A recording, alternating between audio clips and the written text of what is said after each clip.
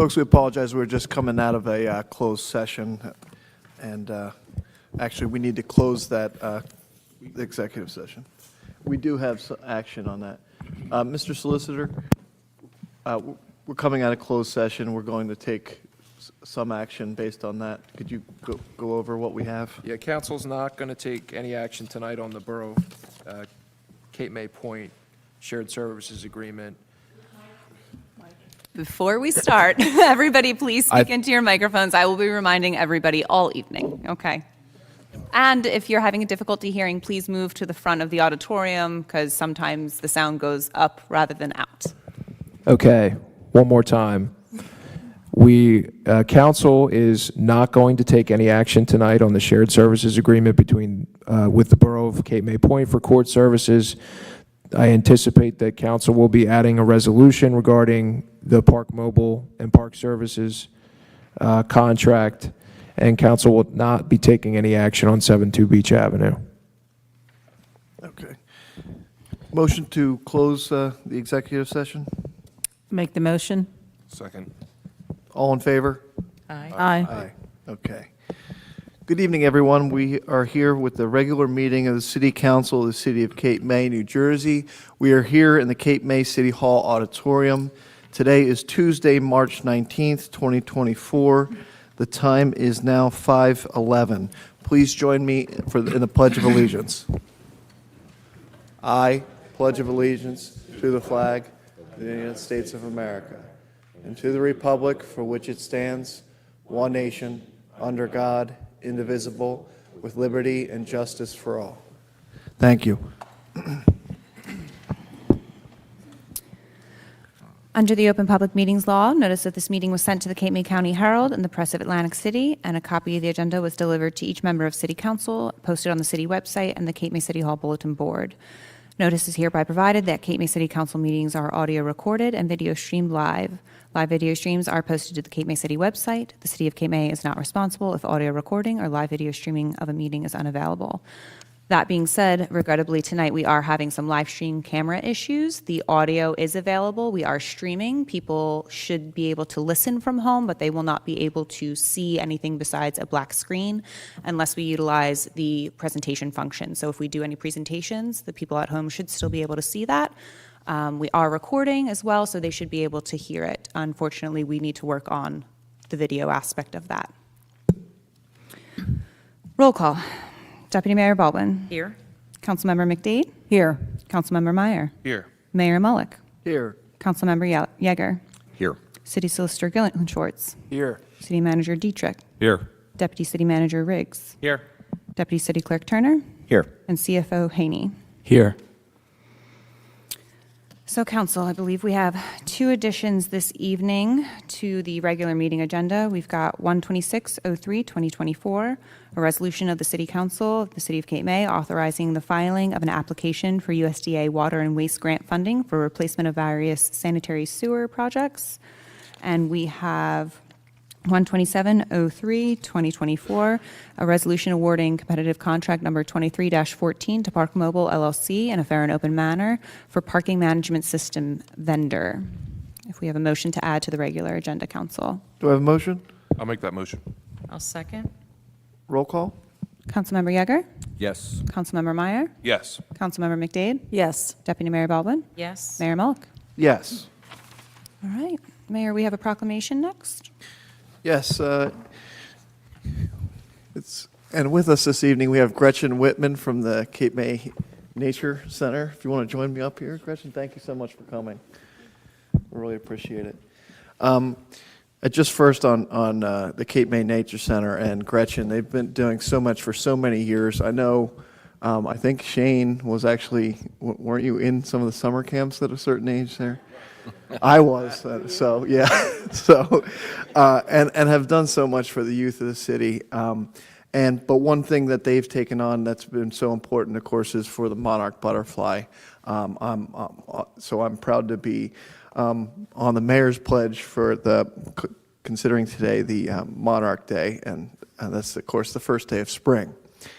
Whereas the monarch butterfly is an iconic North American species which multi-generational migration and metamorphosis from caterpillar to butterfly has captured the imaginations of millions of Americans and Canadians, as we know. Whereas both the western and eastern monarch populations have seen significant declines, with less than 1% of the western monarch population remaining, while the eastern population has fallen by as much as 90%. Whereas the City of Cape May recognizes the human health ultimately depends on a well-functioning ecosystem and biodiverse regions that can better support food production, healthy soil, and air quality, and can foster healthy connections between humans and wildlife. Whereas cities, towns, and counties have a crucial role to play to help save the monarch butterfly, and the City of Cape May is striving to become a leader. And whereas on the 19th day of March, I, Zachary Moloch, signed the National Wildlife Federation's Mayor's Monarch Pledge and have officially committed to taking meaningful action to the protection of the monarch butterfly. Whereas the City of Cape May has committed to working with Sustainable Jersey, our Cape May Green Team, the New Jersey Audubon Society, and of course the Nature Center of Cape May. And whereas every resident of the City of Cape May can make a difference for the monarch by planting native milkweed and nectar plants to provide habitat for the monarch and pollinators in locations where people live, work, learn, and play, and worship. And now, therefore, I, Zachary Moloch, Mayor of the City of Cape May, by virtue of the authority vested in me as Mayor of the City of Cape May, do hereby proclaim March 19th, 2024 as the Mayor's Monarch Pledge Day in the City of Cape May, and encourage all residents to participate in community activities that support and celebrate monarch conservation. Thank you very much, Gretchen. Thank you.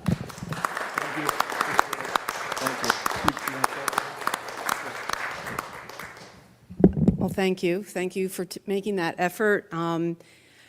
We do a Monarch Festival every fall. This year it's September 29th, so mark your calendars for that, to come out and learn all about the importance of monarch butterflies, how they're connected to Cape May, which is globally significant. And another little plug is that we've been doing this for over 15 years, native plant sale. So if you need the plants, come to the Nature Center. This year the plant sale is May 4th, and I've just ordered the most plants I ever have, over $16,000 worth of plants. We are not a nursery, we are a nature center. So come buy the plants, take them home, and make Cape May even more of an attraction for the monarch butterfly. Thanks so much. Thank you, Gretchen. Yeah, we're going to do a picture real quick.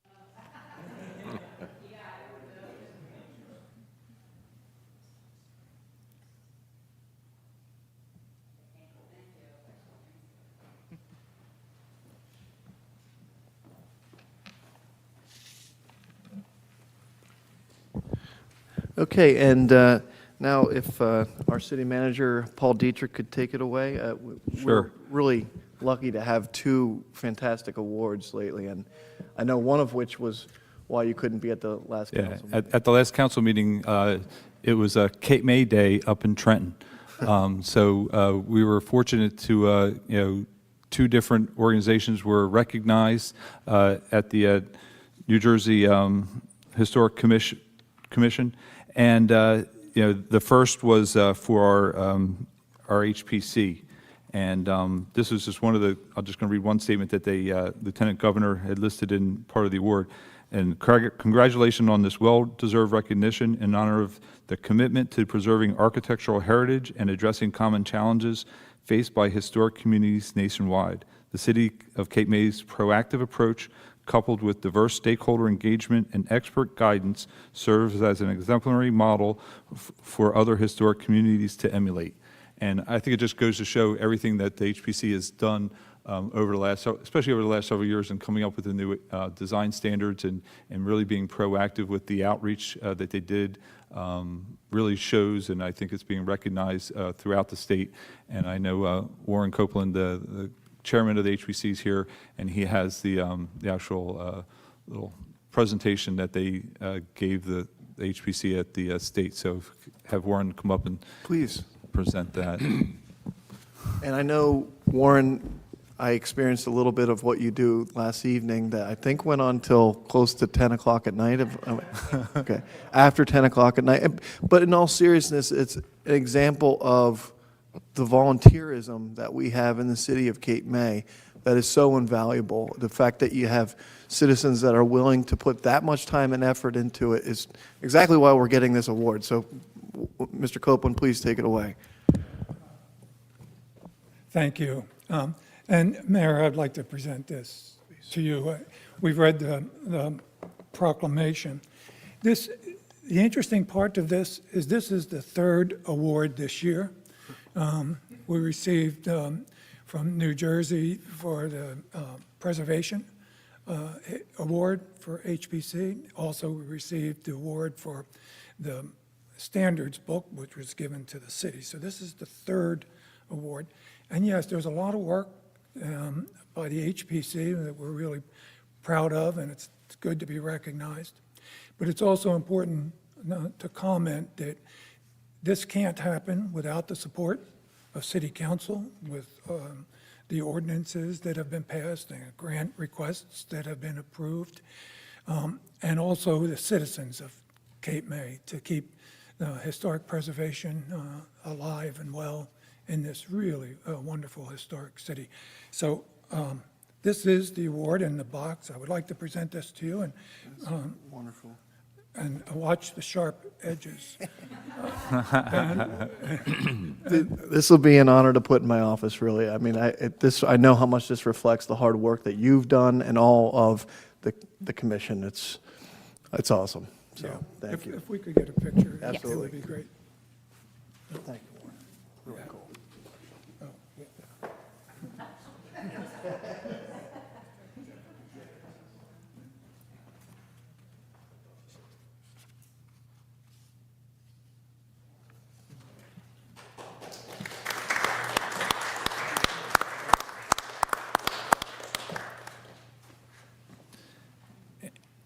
And not to be outdone, we had the Center for Community Arts, and David McKenzie's here, the executive director of that, to come up and just kind of maybe talk about what they won the award for. But they were also recognized for the book Black Voices of Cape May, A Feeling of Community. And they really brought the stop out. I think they brought a bus load of half of Cape May up that day. And I mean, when I literally say it was Cape May in Trenton that day, the room was probably more than half of packed with residents and people representing Cape May. So it was really great to see the turnout for these two great awards. But David could come up and just kind of explain. And we just wanted to recognize, the other award that was received by, by great efforts from our residents within the city. Okay. Thanks, much appreciated. I'll brag a little bit and say this is our fourth award in the last couple of years, all for the work of the History Committee. And when I spoke in Trenton, I fibbed a little bit because I went on a little bit about how the kind of work we did could be done in any community which had a group of committed and talented and dedicated volunteers. And that was a little bit of a fib because I really think our History Committee is special. It's the longest-standing committee at the Center of Community Arts, and we have some members who were founders of that committee on for more than 25 years, and virtually all volunteer on putting the book together. And there is, you want to hold the book up? And there's the book. Thank you, Vanna. Yes, indeed. So thank you. And Hope Gaines is one of the authors, longtime 25-year member of the committee. I don't know how that happened, but it's true. I just want to say I'm the only member of the committee here, but there are six of us. Yes. 6 of us, and every single one is the same. We don't have any hierarchy. Everybody did the same amount of work, the same amount of research for the last 25 years. And this is Susan Tischler, who was our editor. Without her, it would not have happened. So thank you very much. our award is safely in my office and will be prominently shown in our new offices at Yeah. the Franklin Street School. Thank you. Absolutely, that's great.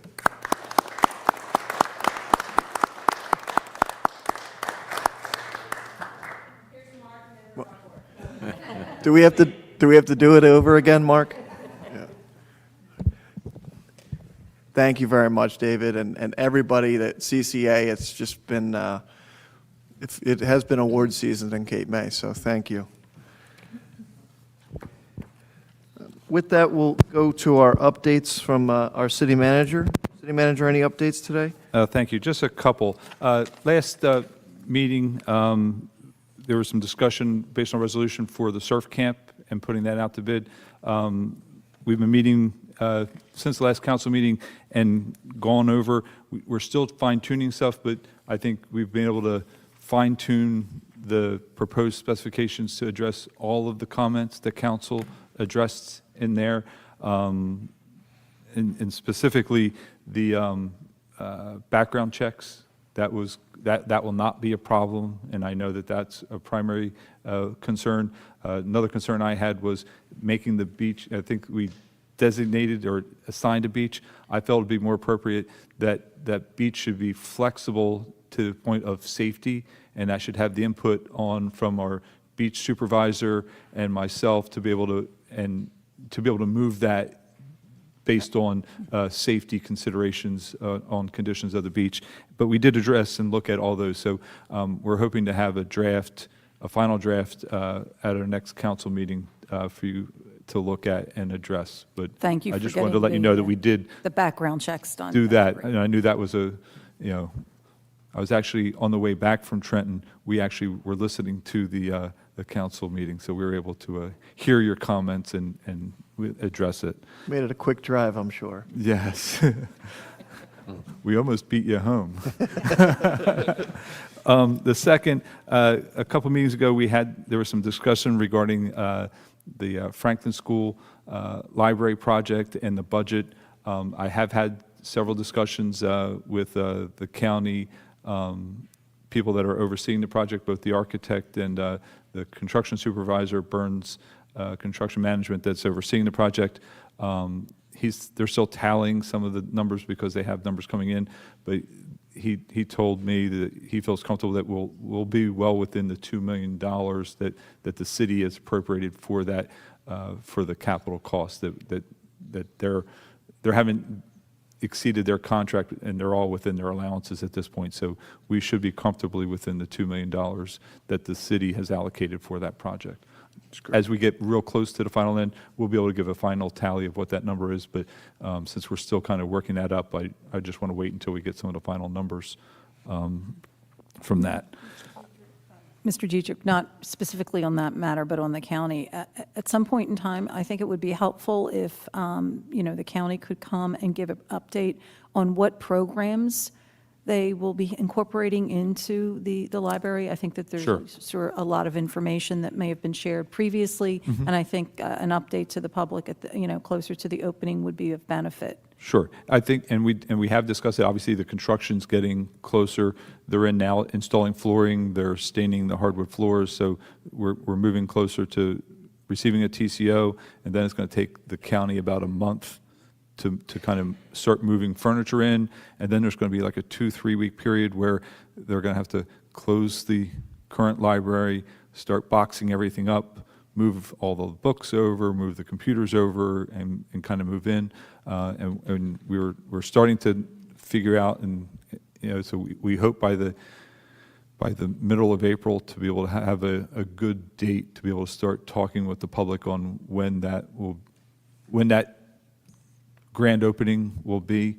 But it definitely will be before the start of the summer season. So when we're ready to open up summer, meaning July 4th and moving into July, the new library will be open and ready for business. That's great.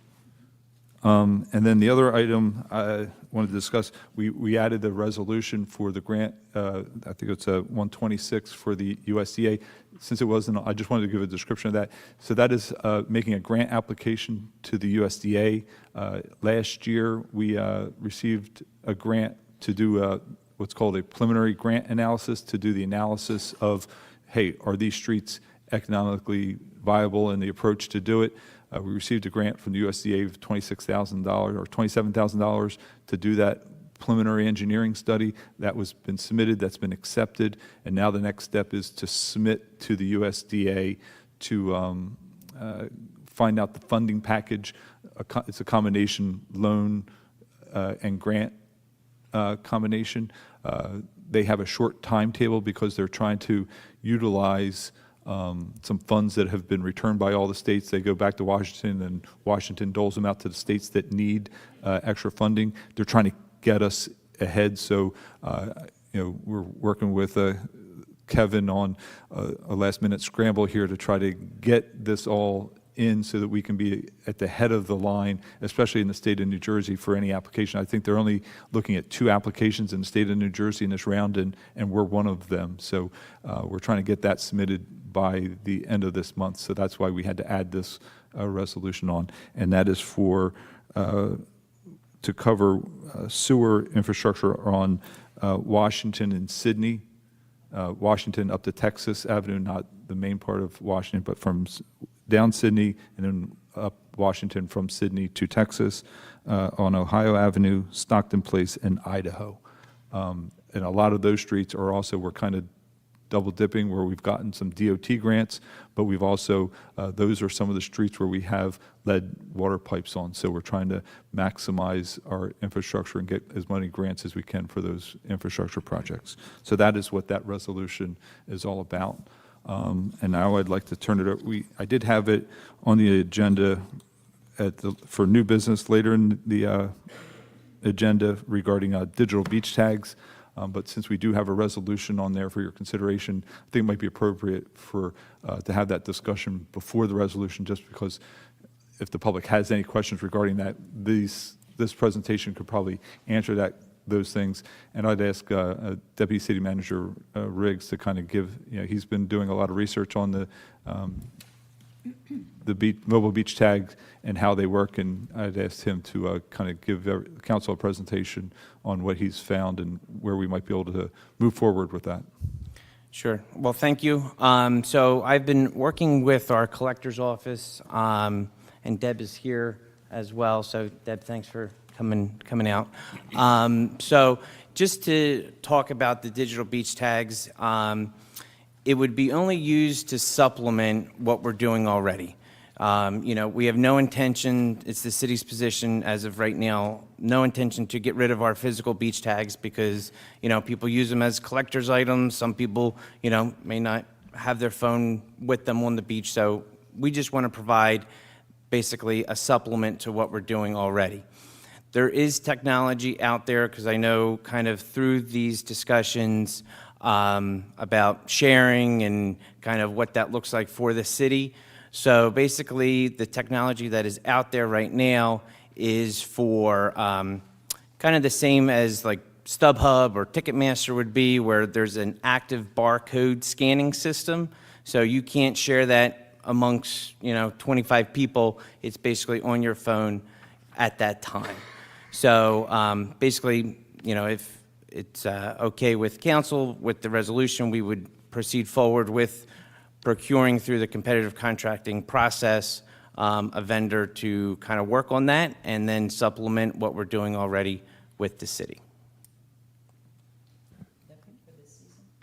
Are you anticipating this season? So yes, so it would be for this season, and it would kind of, through the thought process, try to do it on a trial run with maybe our daily, 3-day, weekly tags, and then kind of see where that would lead for the following year.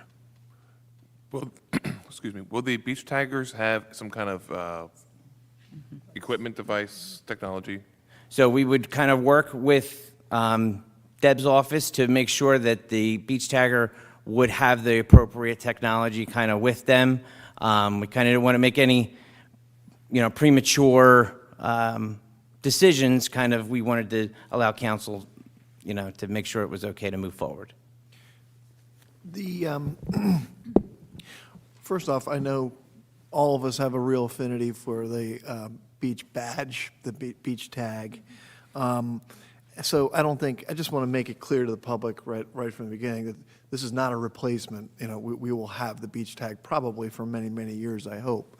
I think it's appropriate to give a little bit of a pitch to the company that we work with and have worked with for decades, is Jersey Cape, who is a nonprofit organization that works with developmentally challenged and other ailments that some folks have in employment.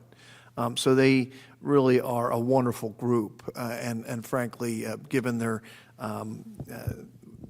nonprofit status, I think most beach towns in New Jersey work with them, at least in South Jersey, and have done an excellent job.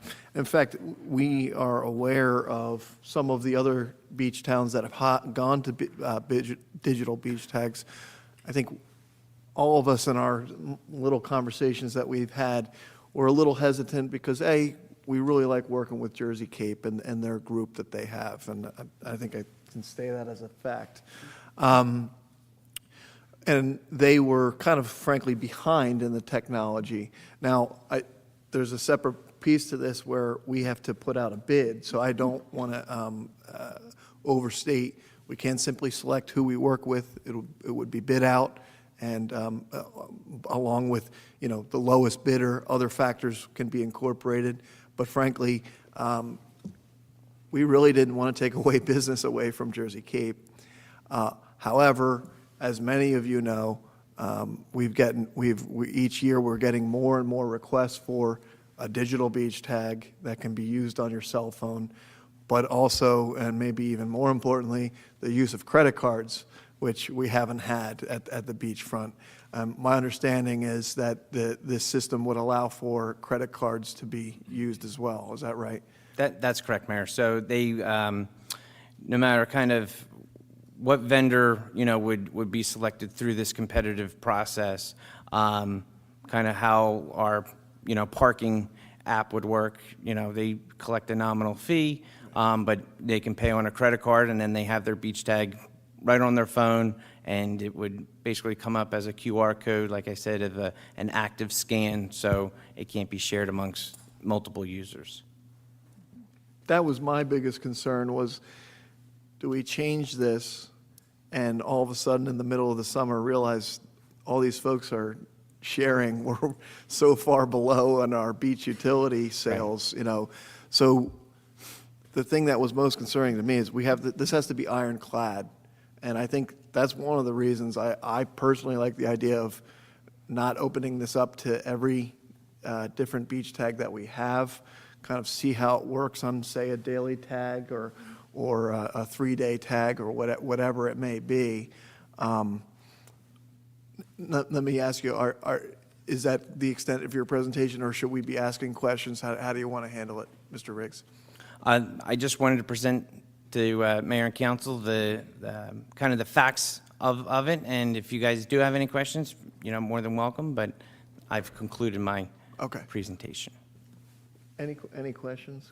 No, I just think once we get through the process and perhaps have a vendor, I'd like to just see the presentation of, exactly how it works, just from the technology standpoint. And either we can do that here or just have a chance to sit with you and go through it. I think that's an excellent idea, and I think once there would be a vendor, I think it's probably appropriate to bring them in and allow them to do a public information campaign. So not only do you guys understand, but the public can understand kind of how that technology is going to work. Right. We could also put within the RFP specs that they could have to come in and do a presentation before they're awarded, to the review committee, so that they could actually show the technology and show how it works. Yeah, I think the I important think part, I think with this kind of thing, it probably wouldn't hurt to maybe include that into the specifications,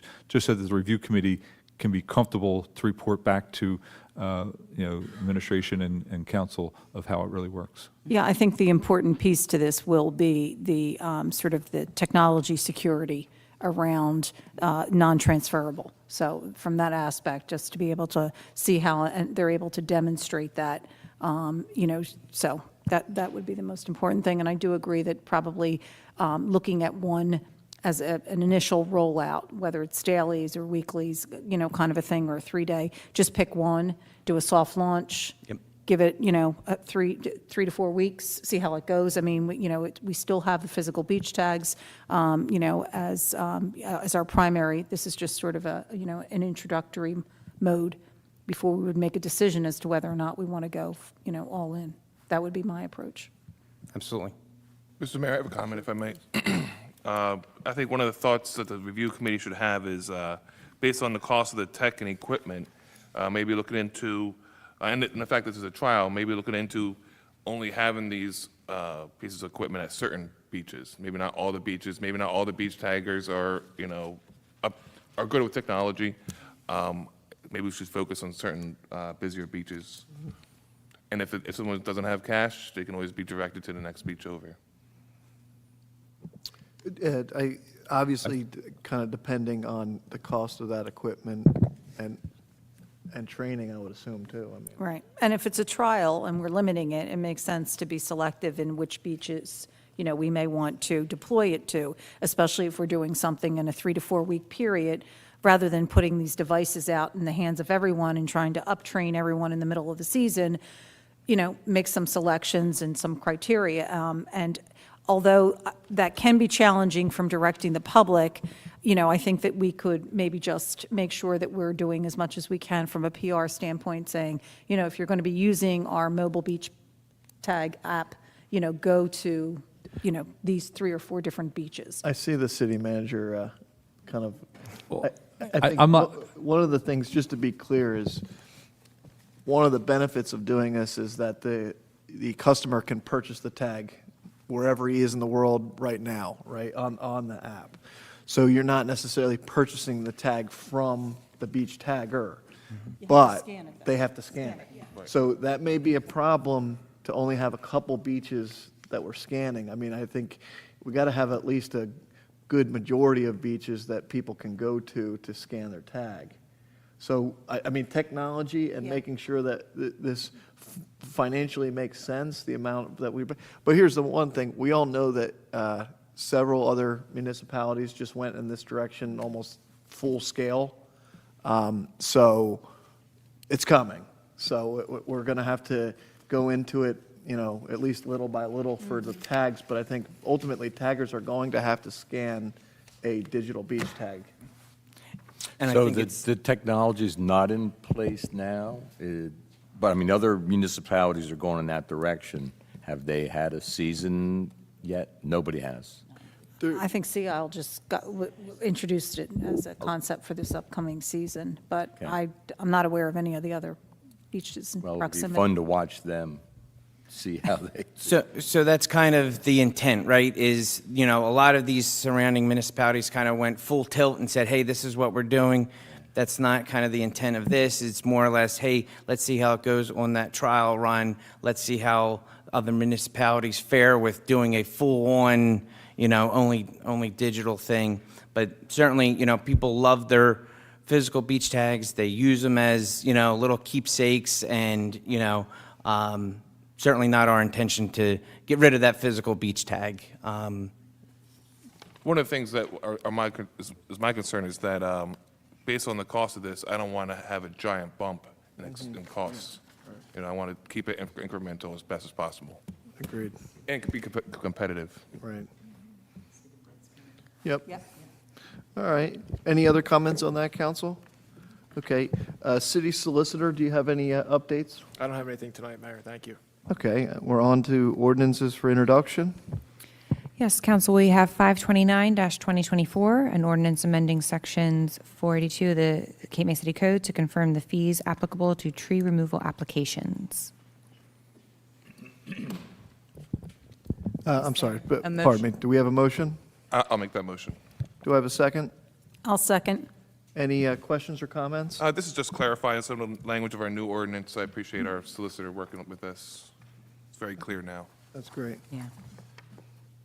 Perfect. Any other comments, council? Okay, roll call?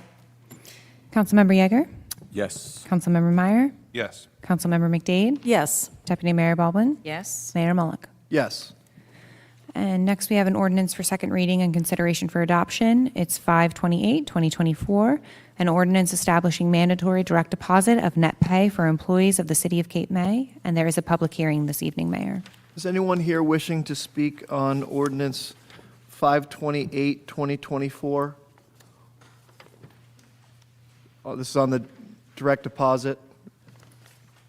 Seeing none, we can close public comment. Do I have a motion? I'll make a motion. Do I have a second? I'll second. Any questions or comments, council? Okay, roll call?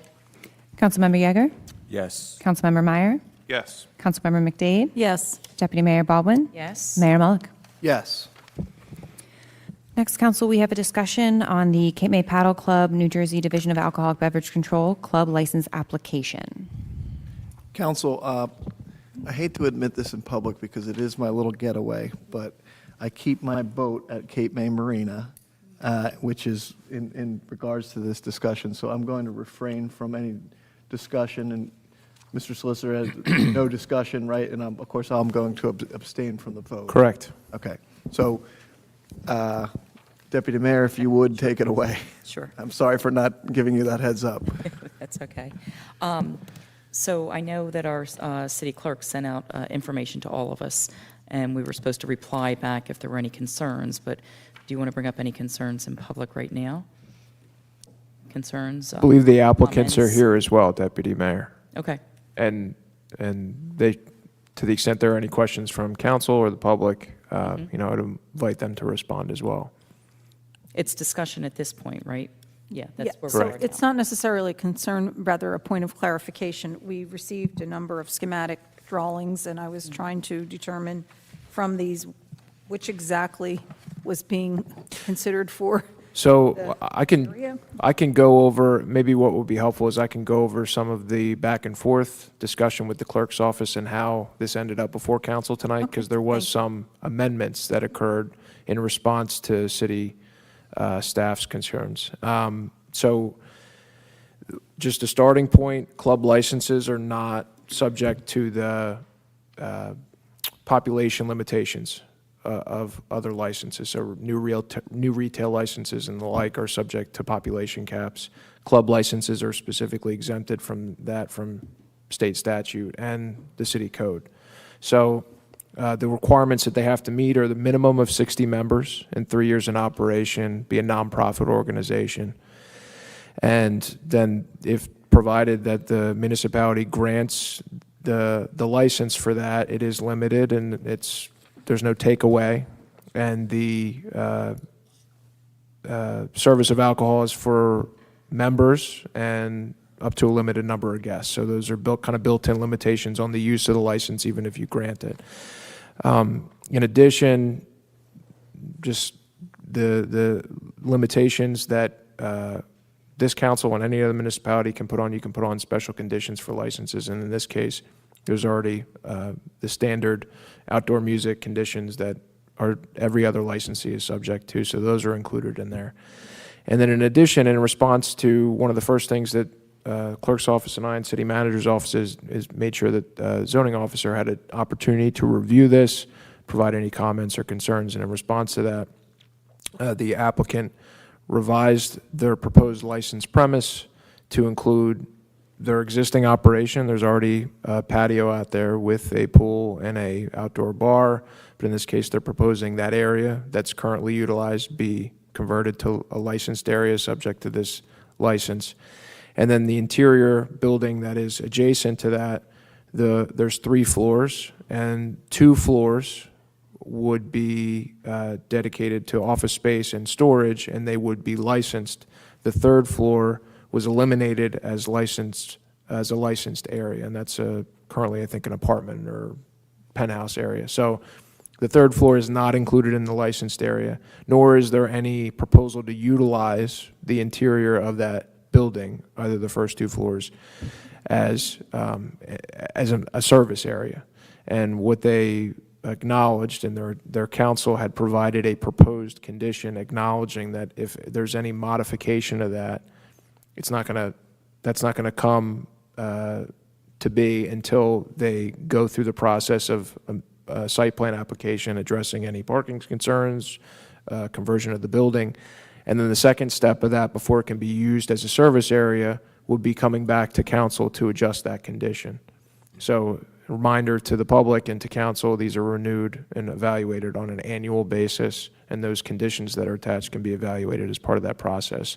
So, in response to the applicant revising their proposed licensed area, and I'll say from my perspective, I think it's pretty common that you would have some area of office space and stores dedicated to that, and the applicant acknowledges and proposed as a condition, they understand that's not going to be a service area unless the city, its planning board, and this council takes further action. And that's built into the resolution. It was in their council's letter.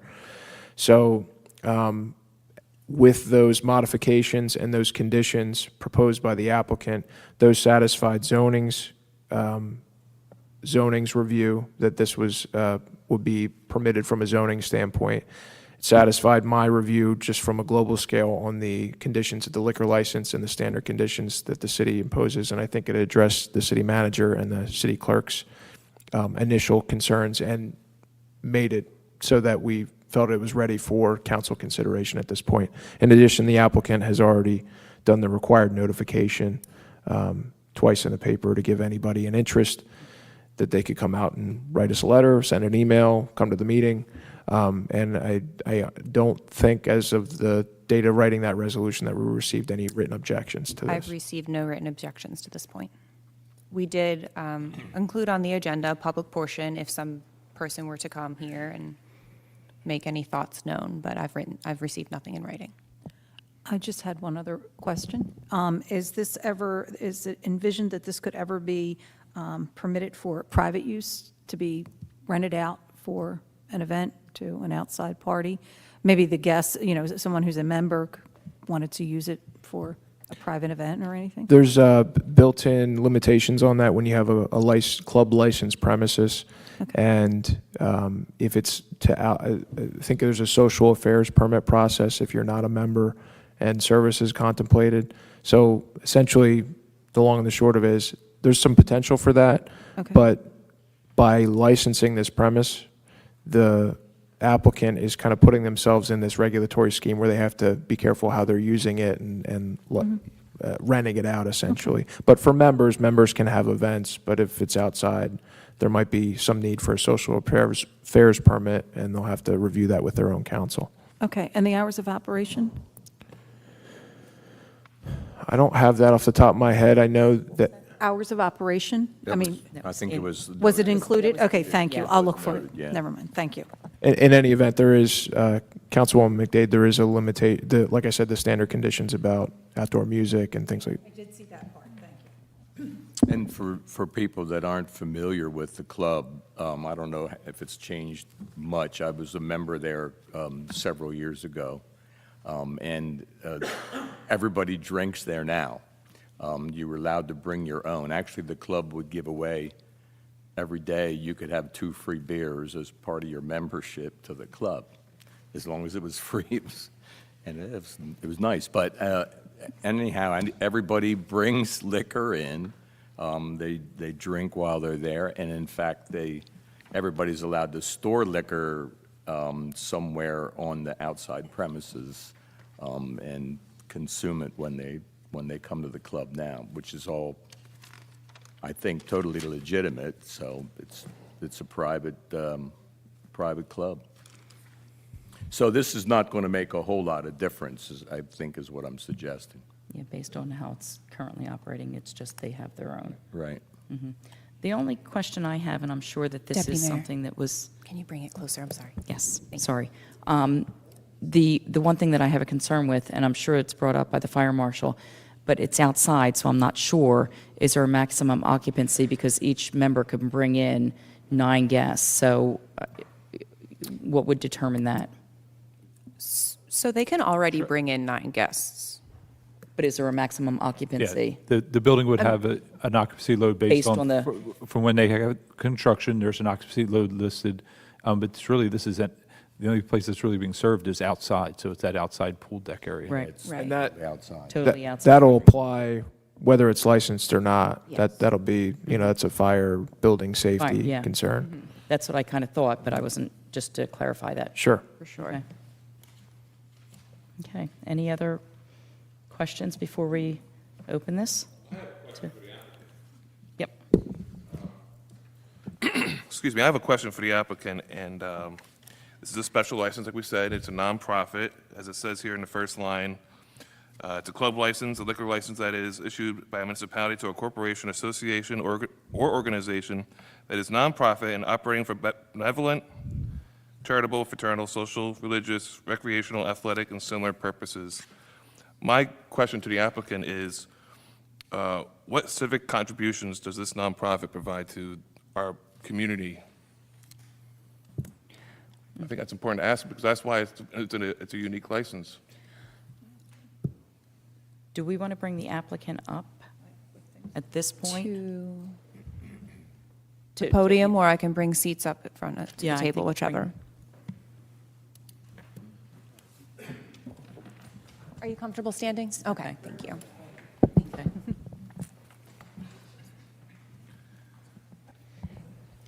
You can Please pick state up, your- yeah, I'm sorry, you can pick up the microphone, please speak into it, state your names for us so we know who everybody is, please. Thank you.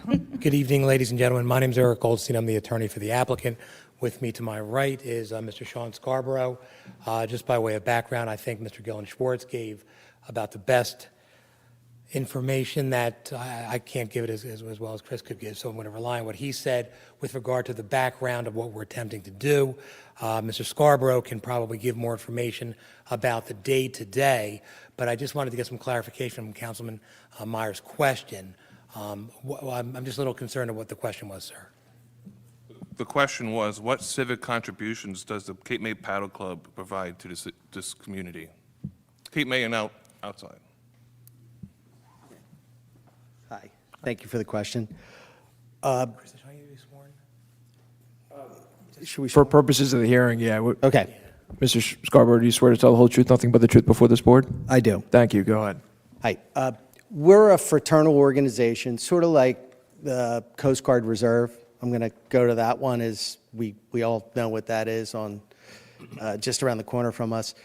And what we have had an opportunity to do is host events free of charge, Coast Guard Reserve being one of them, and some other things over time. And we're a fraternal organization. All our members are either summer residents or year-round residents of Cape May. And I think what translates through just the residents is they'll often have guests there, or we'll have an event there. They're small in nature, but that's our connection at a civic level with the community. It comes through the members primarily. I appreciate that question. I have been to events there, but I wanted to hear you say it, like such as Cape May Cares and things like that. Yeah, no, it's been a great relationship. Okay, any other questions for the applicant?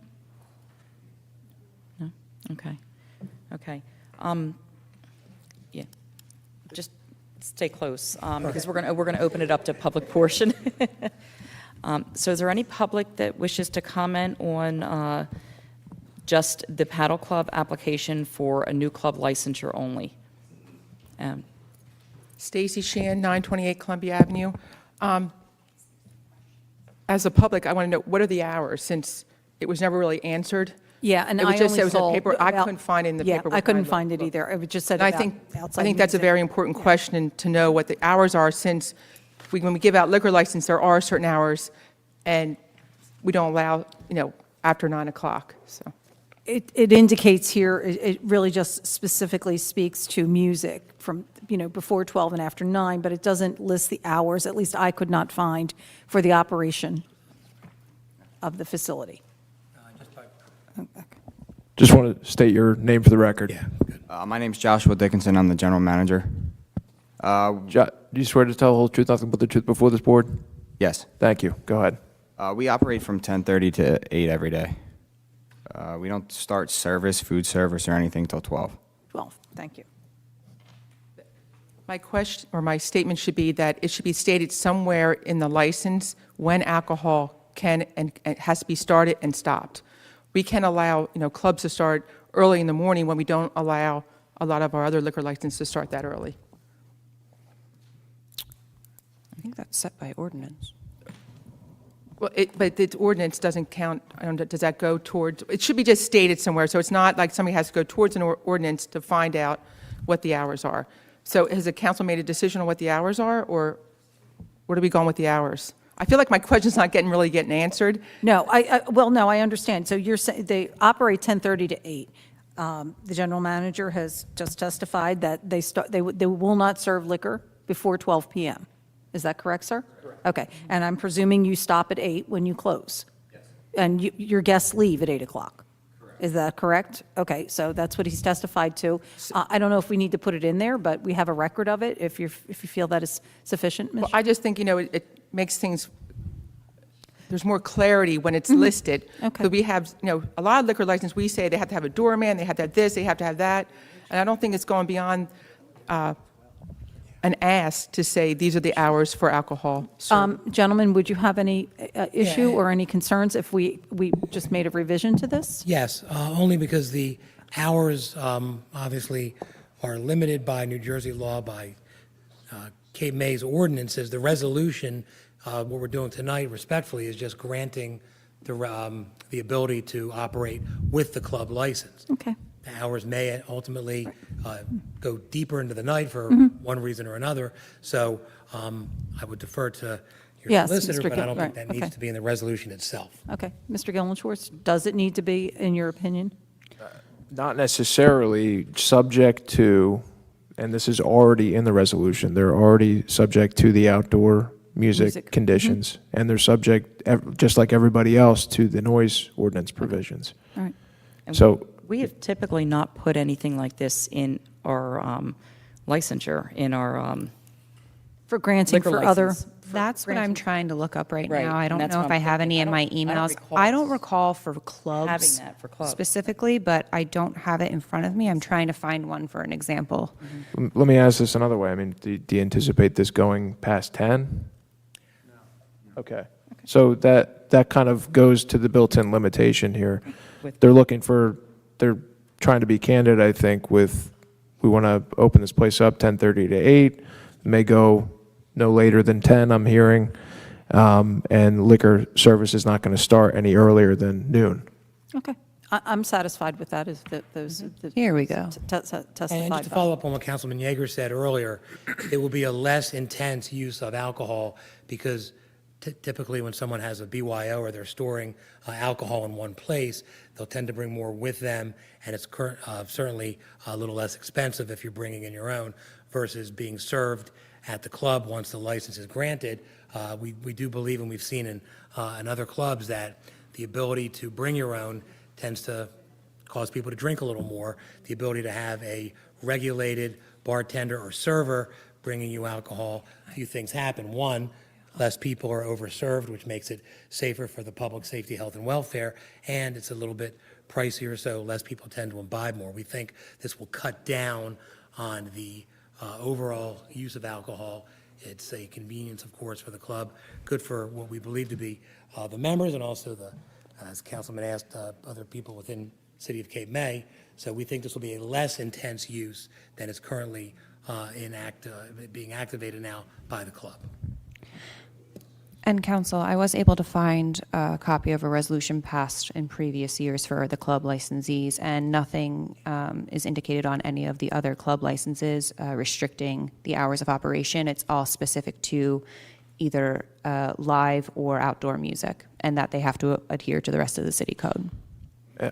I wouldn't say that necessarily prevents council from taking any action, and I know that's not what the clerk was suggesting, but remember that these are renewed on an annual basis, and these conditions can be revisited for that reason to if something occurred during the year that needs to be adjusted, that's the opportunity to do it, Okay. too. I'm satisfied that they testified to the hours and the conditions under which they will serve alcohol, so.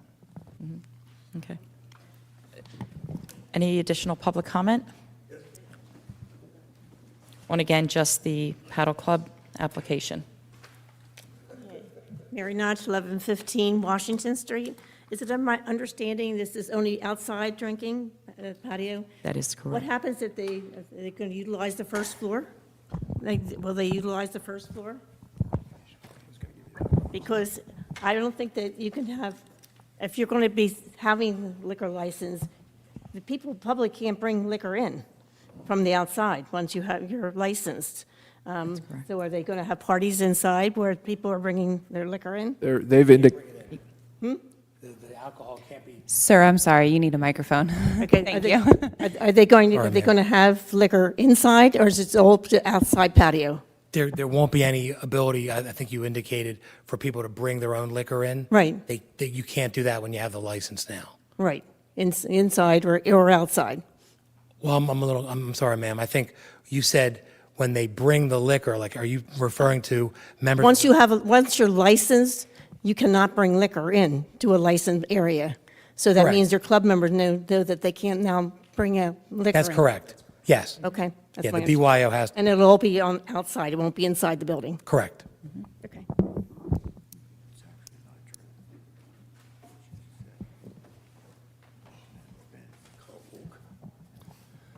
Peter Cole, 1075 Michigan Avenue. Zach, did you say you were a member? I am, yes. Right. It's called Cape May Paddle Club. Why the paddle? What is a paddle club? Is it for people Well, to paddle? Is it young people? What is Well, it? young people and old people may want a paddle board, so it does have a little bit of a outdoor more than a boating club. That's why it's called the paddle club. You can paddle board or kayak with a paddle. So this club is open to many young people as well? Well, there's no age limit, old or young.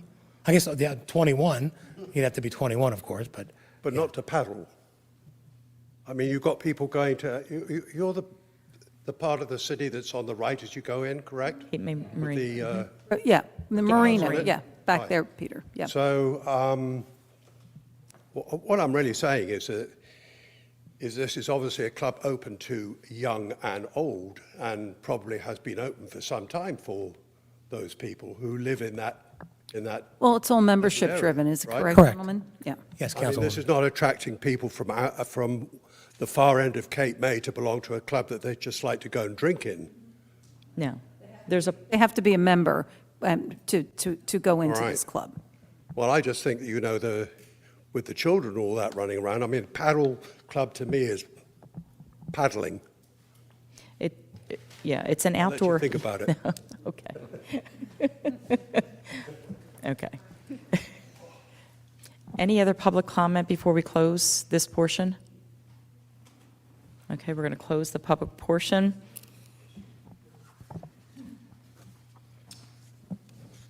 Council, any other comments before voting on resolution? No? Nope. Are we all set? Okay, so we have Resolution 11603, 2024, resolution authorizing the issuance of an alcoholic beverage control club license to Cape May Paddle Club, a New Jersey nonprofit corporation. Okay, can I have a motion? We need to make a motion, Aaron? Yeah. I'll make the motion. I'll second. Any discussion? Okay. Councilmember Yeager? Yes. Councilmember Meyer? Yes. Councilmember McDade? Yes. Deputy Mayor Bodwin? Yes? Mayor Mullick? Abstain. Okay. Thank you all very much, and everyone has a good summer. Thank you. Thank you. Best of luck. Thank you. All right. Next, council, we have the public portions of the resolution only listed on the consent agenda and the added resolutions. Is anyone here wishing to speak on resolutions this evening? On any resolutions this evening? Seeing none, we can close public comment on resolutions. On to the consent agenda. City Clerk? Matters listed under the consent agenda are routine in nature and may be enacted by one motion and one vote. Items will not be read individually unless removed from the consent agenda by any member of council.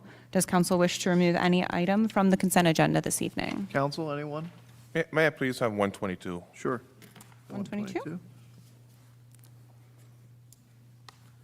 Anything else, council? No? I would like just to make two notes. I do believe there is one special meeting minutes that Councilmember Yeager will have to abstain from. Yes. November 14th, 2023. Okay. And there is one small typo on 119 under the treasurer certification. This is for the award of the Jitney transportation contract. The treasurer certification, the number should begin with a 4, not a 3. It's the correct account. It's there, which is the wrong number. All right, so that being said, are we ready for to vote on the consent agenda? Everything except 122? Yes. All right. Motion? Do I have a motion? I'll make that motion. Do I have a second? I'll second. Roll call, please. Councilmember Yeager? Yes, except for the November 14th. Councilmember Meyer? Yes. Councilmember McDade? Yes. Deputy Mayor Baldwin? Yes. Mayor Mullick? Yes. Okay, let's go back to 122-03-2024, resolution regarding the City of Cape May citywide biannual sidewalk sale. Do I have a motion? So moved. Do I have a second? Second? Any comments? I have a question or comment. You know, there's been times in the past that this has been a rained out weekend. Has City Council ever thought about possibly having a rain date? Is the next weekend Memorial Day? I never, yeah. Is it? I should have looked at that on my calendar. Is there a week between? No, it couldn't be. The 21st, really? Councilmember I mean- Meyer? This is really, for the most part, set by the bid, and Okay. they come and do this as a plan, formality yeah. to Yes, council. Susan wasn't here. The following week is Memorial that, Day. and the previous weekend is Mother's Day. So traditionally, it's kind of followed, Yeah. it's been the week between, the weekend before, between Mother's Day and Memorial Day. But I think, Mr. Meyer, I mean, certainly council would consider if we were approached by the bid. Yeah. So, Well, I was thinking, you know, even if we authorize the city manager to make that decision for us, since it would be Well, wouldn't the bid come to, through you, Deputy Yeah, Mayor, through- yeah, to through me, request? then to council. Yeah. Mhm. So, I just you want know, to be You know what? supportive I'll- to the businesses. Yeah. you could I'll put bring it out to there to them. yeah, Absolutely. And just say, if you want to put a rain date That's a great on there. idea. And I don't want anybody putting their clothes out in the rain just, because they think they're going to get more Right. business, I Usually mean, maybe it's- they have to go to a first week in June or something. Or you could always extend it during the week if they want to extend it Yeah, I think the Tuesday, weekends is Wednesday, really- Thursday, yeah, if they chose to. I mean, Yeah. Yeah. That would be the right. potential option. that's a good idea. They're going to have a rain date. Any other questions or comments? Roll call? Councilmember Yeager? Yes. Councilmember Meyer? Yes. Councilmember McDade? Yes. Deputy Mayor Baldwin? Yes. Mayor Mullick? Yes. All right, we have a few on the regular agenda. We have the added 126-03-2024, resolution of the City Council of the City of Cape May authorizing the filing of an application for USDA water and waste grant funding for replacement of various sanitary sewers projects. Do I have a motion? I'll make a motion. Do I have a second? I'll second. Any questions on this, council? And this is basically what our city manager already went over. Roll call? Councilmember Yeager? Yes. Councilmember Meyer? Yes. Councilmember McDade? Yes. Deputy Mayor Baldwin? Yes. Mayor Mullick? Yes. And 127-03-2024, resolution awarding competitive contract number 23-14 to Park Mobile LLC in a fair and open manner for parking management systems vendor. Do I have a motion? I'll make the motion. Do I have a second? I'll second. Any questions or comments, council? No, I just would like to thank Kevin for his work on this, Paul for your work on this, and our city solicitor to get us this contract for presentation. Thank you. You did a good job, too. Yeah, and thank you, Maureen, and Amtrak. Just for everyone's notice, this is the contract for our parking services. You know, the Park Mobile is the mobile app that people can use for parking. I know for a fact that we were the most informed city council on this issue, which is an important one because we're talking about maybe 1.8. almost, this year it's going to be plural, but millions of dollars. And our Amtrak Municipal Taxation and Revenue Committee and Councilwoman McDade asked every municipality within the county that has Park Mobile, which happens to be most of them. All of them. All of them? Except Avalon, that doesn't okay. charge yet. Mhm.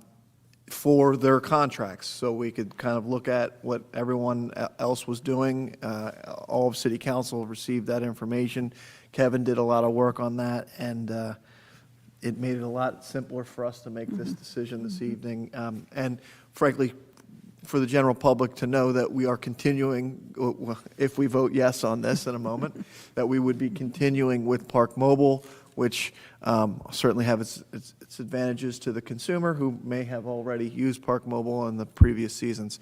However, in regards to negotiation, we will not consider that for the next time around, I can tell you. So thank you.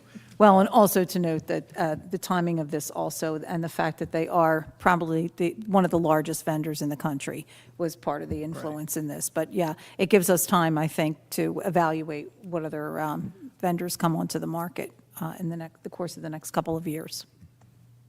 And not to belabor this, but it's important that really we are negotiating not only on behalf of the taxpayers who receive this, but frankly, the parking people who are paying a fee over and above what the city receives. For example, within this contract, it's 45 cents for anything below $2. So if you park with Park Mobile, it's a $2 charge. You'll be charged $2 to the city of Cape May, 45 cents as a fee to Park Mobile. Over $2.67 is a 15% charge that goes to Park Mobile. I can tell you that those numbers are favorable to the city in the grand scheme of things. Anything else, City Council? Parking No? meters start April 1st. April 1st. Right. And Signage. just since you said parking meters start April 1st, a reminder to everyone, on the west side of Beach Avenue is Park Mobile only, as well as behind Washington Street Mall, where there were the previous kiosks, that is now also just Park Mobile only. Yep. Just to give another shout out, where we've Right. done it several other times. So please pay attention to the signs. You will see, and on that, you'll probably see a lot of signs to start. We're well aware of sign pollution. Those signs will not be there forever, but considering the change, we want to make sure people are as aware as they possibly can. We don't want people to think that the city tricked them, because we're not. We want to make sure you see it. So you may see a sign in nearly every parking spot, at least a temporary one, just until people get an idea of the change. With that, anything else, Council? Roll call, please. Councilmember Yeager? Yes. Councilmember Meyer? Yes. Councilmember McDade? Yes. Deputy Mayor Baldwin? Yes. Mayor Mulk? Yes. Any old business, Council? I believe we already discussed the surf school. Any old business, Council? Okay, new business, City Solicitor? Nothing tonight, Mayor. Thank you. I know the city manager has some new business, so. I do. But before I begin the presentation of the budget to council, I just wanted to give an update on construction. It's always a hot topic right now. It seems like wherever street you turn around, you see a construction sign somewhere. So the county has obviously started the final paving push on Beach Avenue. They will be paving from Broadway to Pittsburgh. When they're finally done, they'll be paving in that kind of direction. They're kind of skipping around now because they have to do some base repairs and kind of level things up and move it around, but that will be occurring for over the next probably 2.5 weeks, 2 weeks from now. And then after the paving's done, they'll probably be in for the next week or so, painting and striping lines. You will see through most of that section obviously one lane in each direction, a dedicated bike lane, and then a parking lane. So there will be a dedicated bike lane through most of that section between Pittsburgh and Broadway in that section. We have also added to the website a construction projects page. You can find it off of I Want To section. If you click the I Want To, one of the tabs in there is construction projects. We're going to start keeping that up to date as best we can. I will be adding to that section upcoming projects like the seawall and some other city projects. And if we have PDFs of presentation material of what some of the projects will look like, we'll try to include that so the public can kind of be aware and see some of the upcoming projects as well as the projects that are under construction. So I just wanted to kind of give the update. Lafayette Street is on schedule. They're probably anticipating paving early May. Congress Street, we're waiting for the contractor to get in and do final grading, and then they'll start the paving. They're working on Franklin Street and Trenton Avenue, and we'll probably hold off on paving Washington Street from Ocean to Sydney until the fall. And then we have some other city projects that haven't come underway, and I'll probably hit on them during my budget presentation. All right, so we got the budget presentation. So here's our general timeline. You know, we've been working with the departments since November to try to develop the manager's office, and Kevin has been meeting with all the different departments to look at everything. Kevin has since then been working with Leon, our auditor, to craft the budget, and you know, this is kind of what we're going to start to present today. And we went back and forth with myself, Kevin, the department heads, in trying to streamline and cut to kind of craft the budget that we knew that would be appropriate for council to introduce for our residents. After this meeting, Kevin's going to prepare the budget packages for everyone, and then we'll try to set up interviews to meet with each council person between now and April 2nd, where we look to introduce. Meets the statutory time frame. The dates were extended this year, as they are almost every year lately, because the state wants to delay in telling everybody how much aid that they don't want to give us in the state aid. So that's why usually the delay in where the budget's being introduced. And we hope to have a budget adoption hearing and meeting on May 7th. Obviously, we're looking at a 0% tax increase for the 5th year in a row. Those are the numbers that we're looking at now.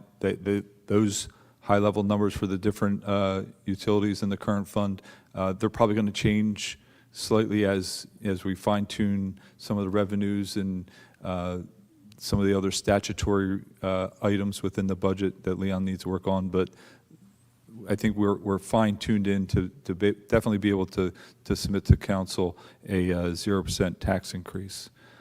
This just gives kind of the same numbers, but it does show the percent increase. So we are looking at the budget has grown 9.3% when you look at all the appropriations over last year. Current fund, how do we get here? This just kind of goes over what we're looking at in the current fund, where we're growing. Our surplus is over $14 million. We're looking to use 5.9 million of the surplus that would have been growing. So instead of putting 5.9 million into the surplus and growing it upwards of 20 million, we're obviously using that 5.9 million of additional funds that we had from last year and rolling it back into the budget. We're also dedicating almost 1.1 million to help pay for future capital projects. That's one way we're trying to utilize our surplus so that we feel that the surplus we have is obviously sufficient to have for that rainy day.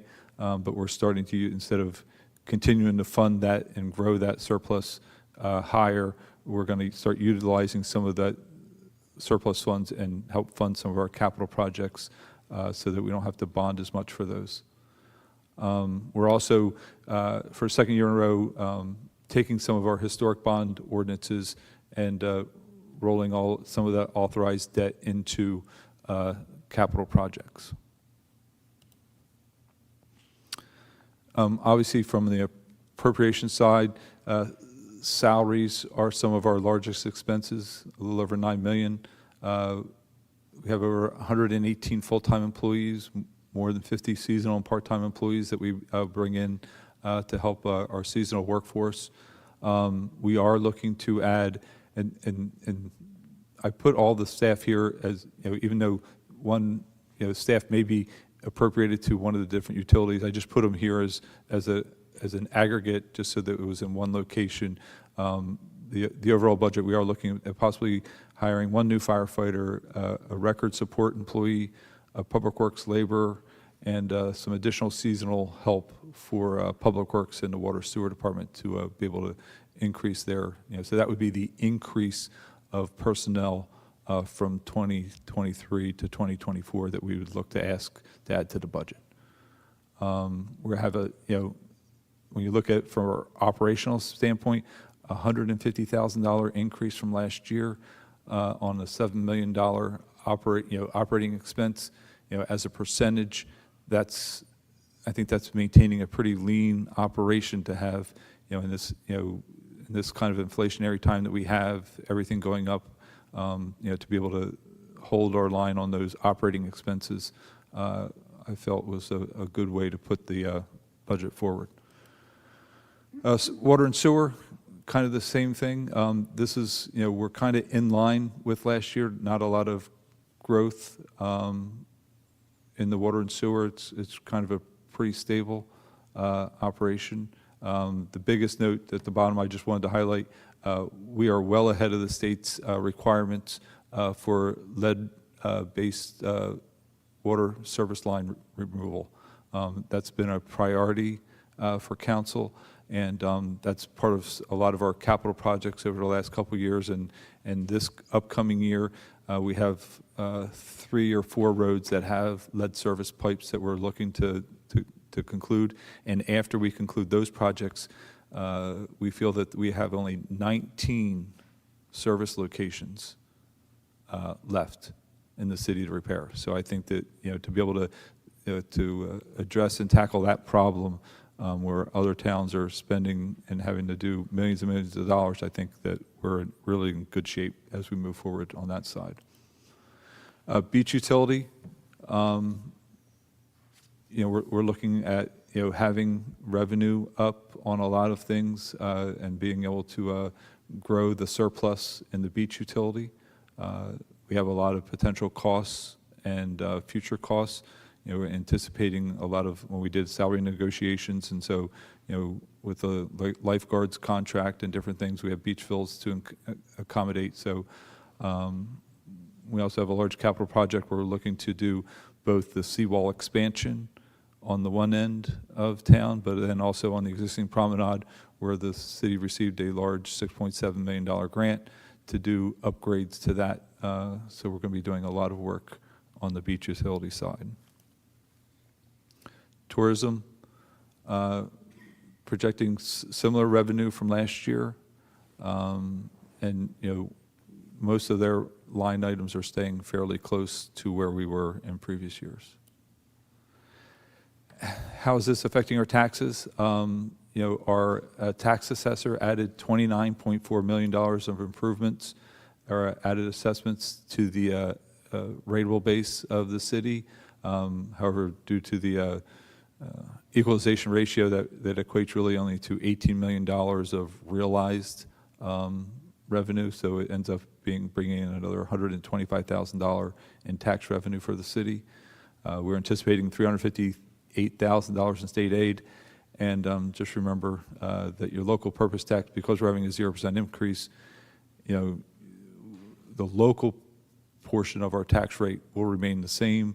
And just as a comparison, for a $750,000 assessed home, if your local tax was $2,700 last year, it's going to remain that, and that is just for the local portion, does not include the school rate or the county rate or the other rates that are included in there.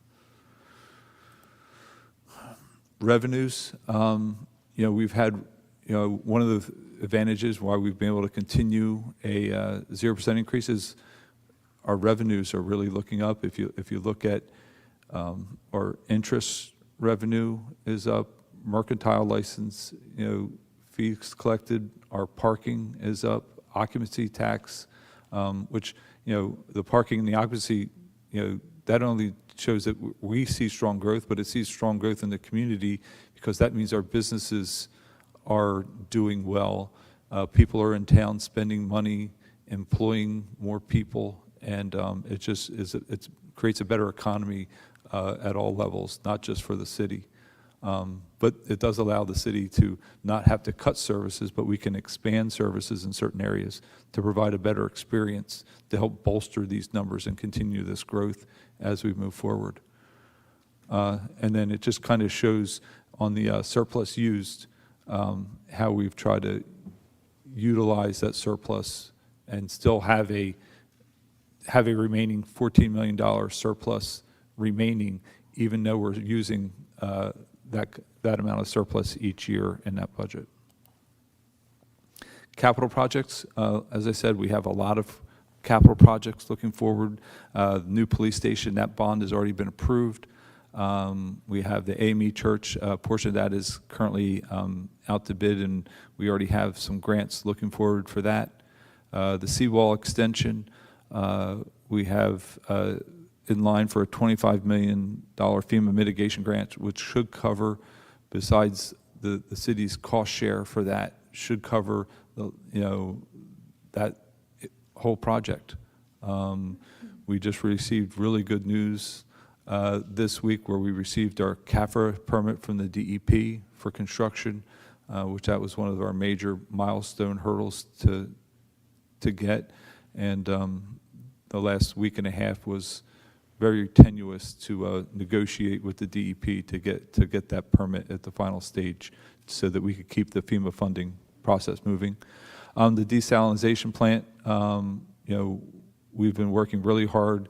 The consultant that is working on the design, their grants coordinator has helped us coordinate close to $22.5 million of grant for that project.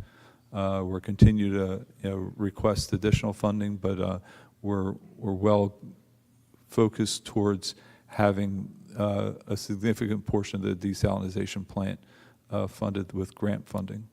I mentioned a lot of the road and utility projects. We have the Franklin Street streetscape project and City Hall parking lot, as well as some repaving and drainage work on Claghorn is included in that project. The engineer says that project should be completed and ready to go out to bid in June. So we're looking to authorize that. I think that project's already been authorized by council to go out to bid. And the engineer that's working on the design hopes to have that ready to go out to bid in June. Obviously, our portion of Beach Avenue from Broadway to the Cove, that will be we were attempting to get that work done when the county did their work, but the county just went too fast for us, and we had some utility work that needed to get in the ground and upgraded in that section. So we're going to look to have our section of Beach Avenue, as well as a reconfiguration of the end of Beach Ave, and do a little improvements to that area just to make some enhancements in that area.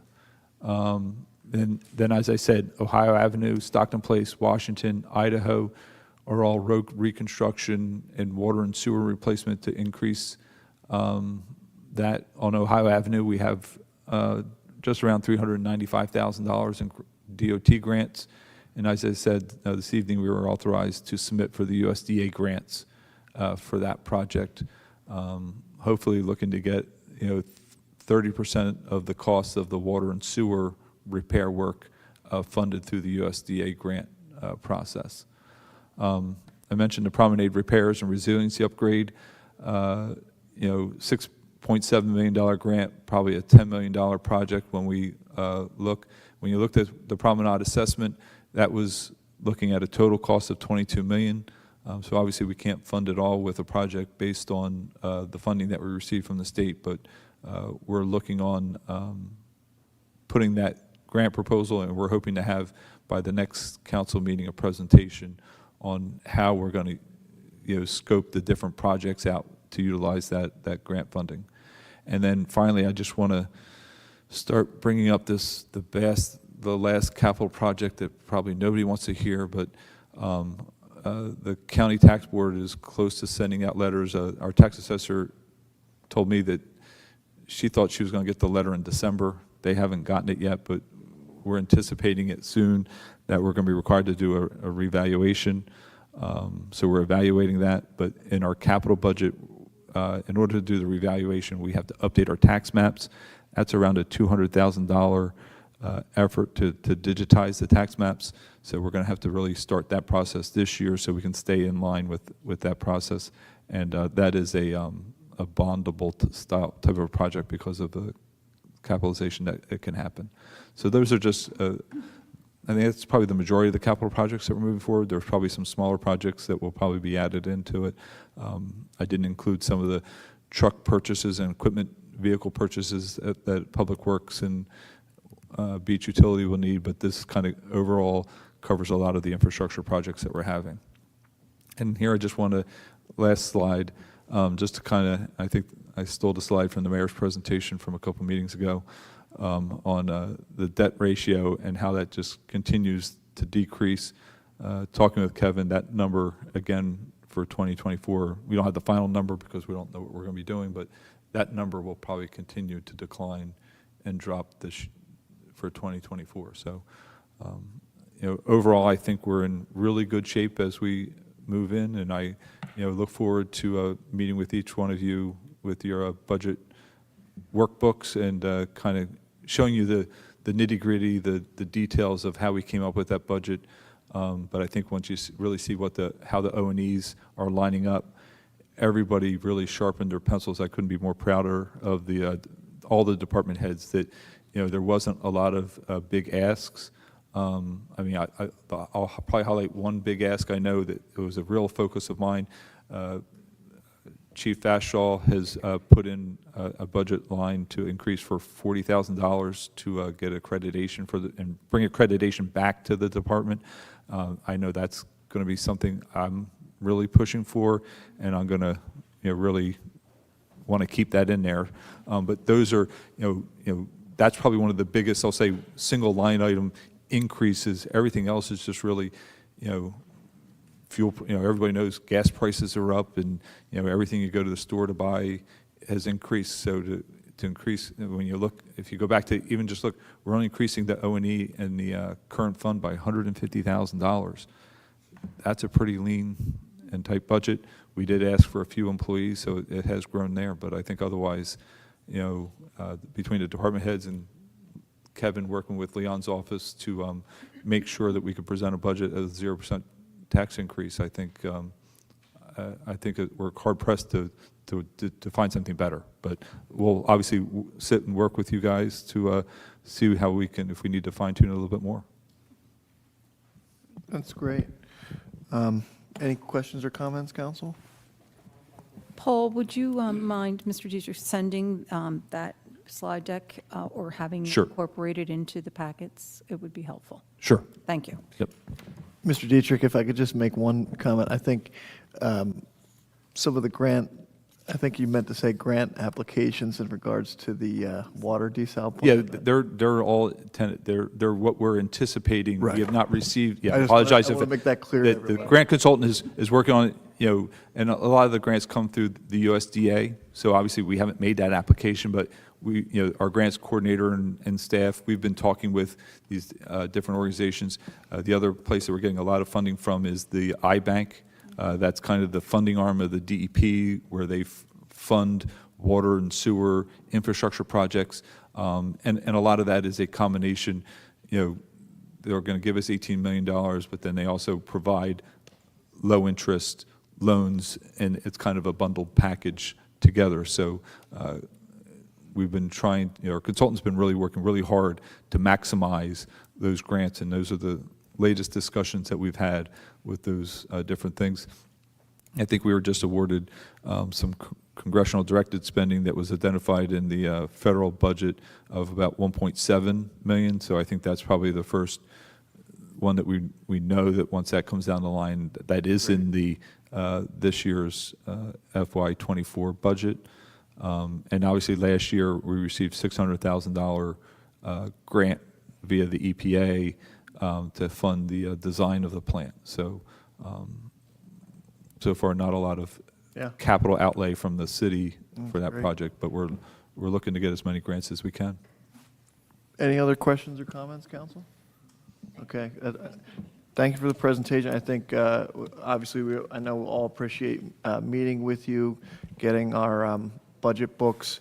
And Kevin, thank you very much to Leon and for putting this together. It's really, what else can you say when surplus is up and debt ratio's down, the services are up, capital expenditures are up, but the taxes are flat. So I know that comes from a lot of work and looking at the budget as a whole. So I appreciate it, and it can only get better from here through input from the folks at this table. So thank you very much. You're welcome.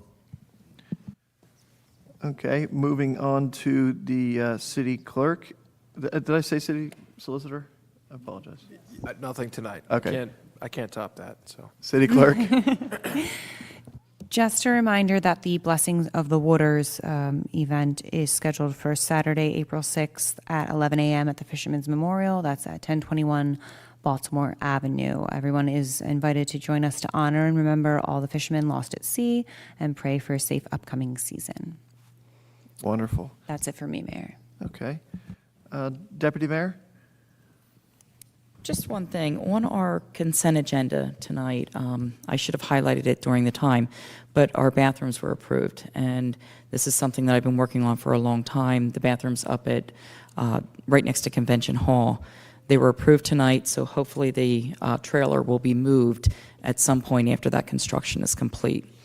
Thank you. I think you should have a party when that happens. That's true. Gone. Yeah. Councilmember McDade? I just have one thing. Chief Fashall, myself, Justin, and Casey Radigan met this past week with the local companies who rent out the golf carts on the island during the season. And we asked them, last year we had developed a pamphlet. And this year, what we asked for was if they would be willing to put onto the front windshield a non-sticking, clean, pull-off kind of piece of not a pamphlet, but signage that will highlight the 5 key things that we want people who are utilizing these golf carts on the island to remember.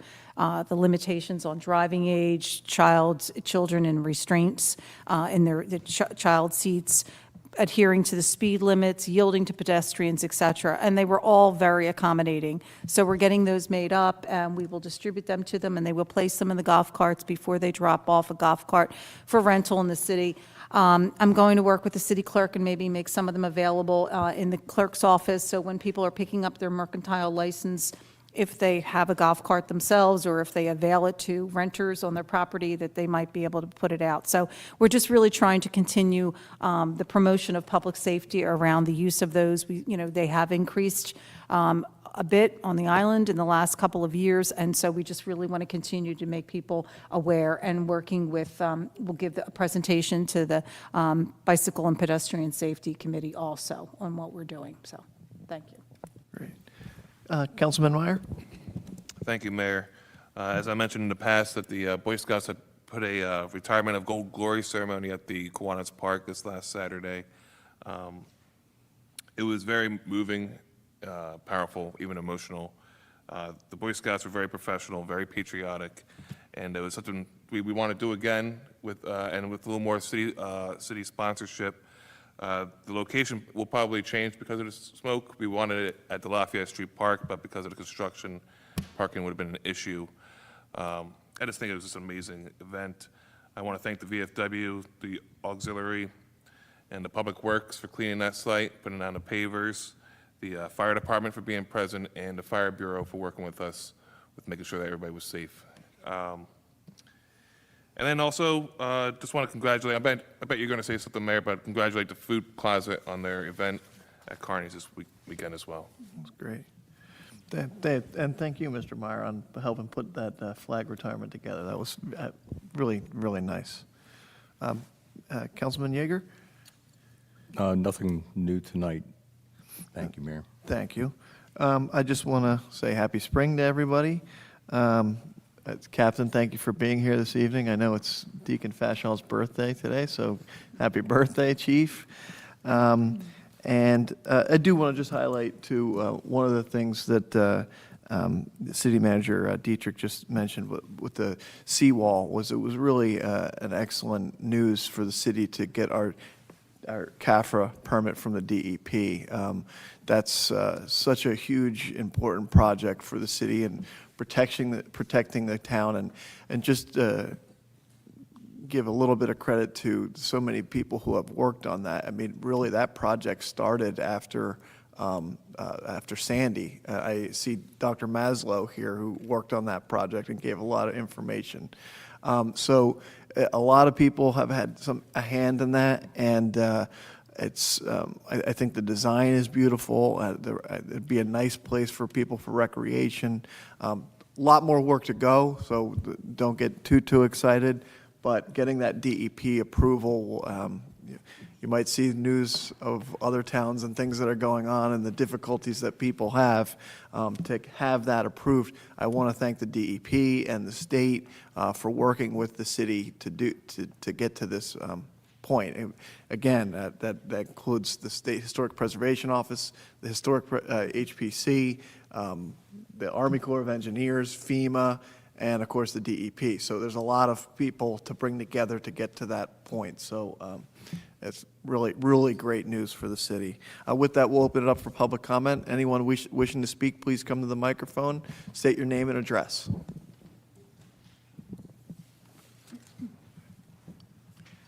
Good evening. Hi, Mrs. Leo. Thank you for your dedication and your time. My name is Ruth Leo. I'm 237 Cape Hart Lane. If I understood Mr. Dietrich right, you said Claghorn, but did you say Cape Hart? Okay. Because I have been inundated with water. I was promised in the fall that it would be corrected. It has just been a nightmare because it was voted on full council. My son-in-law, Dr. Tenner, would have been here tonight. He's gone through this with me, but he had meetings that he had to go to. The paperwork got lost, and it got found. This has gone on for me for a number of years. The last storm, I apologize to Mr. Dietrich. I was so upset with him because he was over on the house across the street, and I went to say something to him, and he turned it back to me and walked away. So then when I got really flooded, I called you. I was really upset with you, and you did call me back, but that's why I was so upset with you. The last storm, I had water in my walkway. I couldn't get out without wearing boots. Now that's how bad it is where I am. Now I've made arrangements. They're going to have to take up part of my walkway and part of my driveway to correct it all. But I can't do it until you do the street. So I hope it's moved to the top of the list because I've been promised for a number of years. This is not a new issue. You've all heard me be up here before about it. So please tell me it can be corrected. Mrs. Leo, just real quick, just for the public, because we know frankly, this council was really not involved in what happened there, and we do apologize for it, and we're sorry. But we do want to correct it, and we have taken 2 actions that I just want to make sure you know. One, I think you know this, we voted to do the project. So that's happened. 2, we've funded the project. Those are the 2 most important parts. Yeah. Okay? Well, getting it done, I get it, is the third. You know probably the most that's important. not what I want to hear. I want to Yeah, I know understand. when you're going to do it. And I hope you heard the city manager just mention it as a future capital I project. want it moved to the top. So I've we're- waited, all these other projects. It's the next project that will be bid, the next capital project that is put out to bid will be that project. And when do you think it'll be done? Until the engineer's working on the design, he has told us that he's going to have the design done in the early part of June, and then we'll bid it out.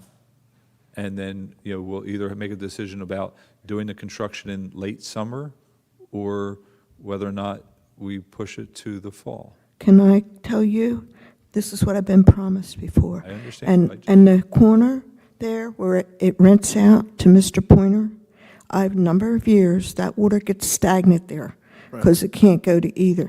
Last summer, the same guest come down. He brings a push broom. I said, why are you doing this? He said, because my wife is afraid of the mosquitoes in this stagnant water. Now, John died 3 years ago. He died in February. I had to put my dog down in October. I think I maybe told you before. I didn't let her walk through it, but somehow, whether it's in the grass or what, so I'm dealing with stagnant water. I don't know how many other people in this town are living and dealing with stagnant water. I'm dealing with stagnant water. That's why I say it needs to be moved to the front. It's serious. I mean, you can't have stagnant water laying. And the house across the street, 4 years they've been working on that house. 4 years I've been dealing with construction. I cannot blame Lou or Bruce Britton. They've been wonderful in trying to keep them moving along. But you know the laws, isn't that great? As long as you work a little bit, the state says you can't make them, you can't shut them down, you can't anything. So I've been dealing with a lot for a number of years, and this is where I'm from. Like, I know Clarky, her father. I know Shane since he's a little boy, and Zach, and a lot of them. And this is where I went to school. So I'm asking you, that I've been around a long time, would you please move it up? These other people, they're coming in, they're all making money. I'm not asking for money. I just want to live in my little town. I don't even go uptown anymore. It's so jammed. But the police, I take the police, the firemen, and Public Works donuts at least Christmas time, and sometimes another time. They're the most unsung heroes in this town. And I was glad to hear somebody mentioned about how good they are. We have a great town. You can't imagine what it was like, though. Yeah. And on that, I'm going to leave you. Thank you. Thank you, Mrs. Leo. Please, Mr. Dietrich. As I said, You're- it'll be the you're- next you're capital my project, kid. it's the next capital project that'll be But put out to you see, bid. it needs to be done. Oh, I agree. Not in the fall. It needs to be done because of the rain and the heat and the stagnant water. So whenever you go out and you got to walk, and I have no sidewalks, and I don't really want any sidewalks, but I have no sidewalks, I have nowhere to go but to walk in that street. But that's even getting busier. Thank you. Thank you, Mrs. Leo. Thank Thank you. Anyone else?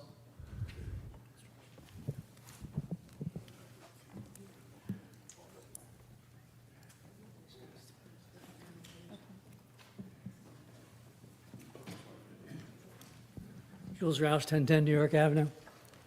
As many of you may know, the Inn of Cape May is proposing a dinner of April 20th. It's called an infused dinner party, where they're going to proposing to serve a 3-course cannabis-infused meal.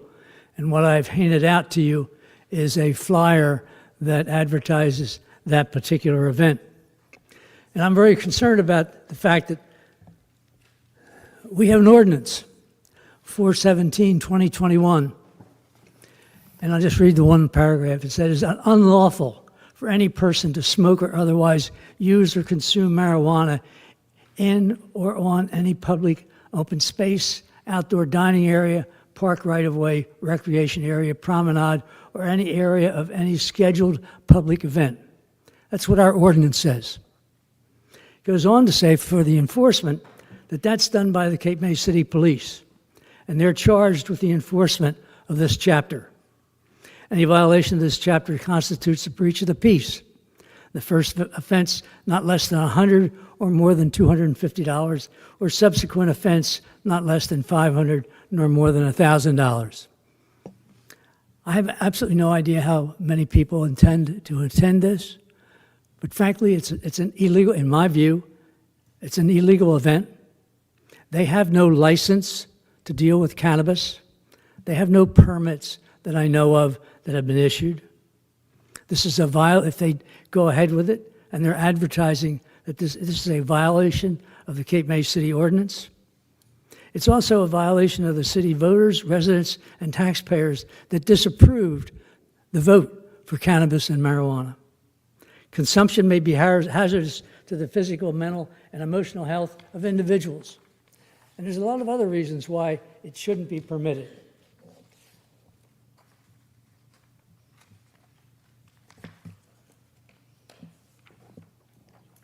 They're proposing to prepare and cook and serve in the same areas that all the other food in this restaurant is prepared in.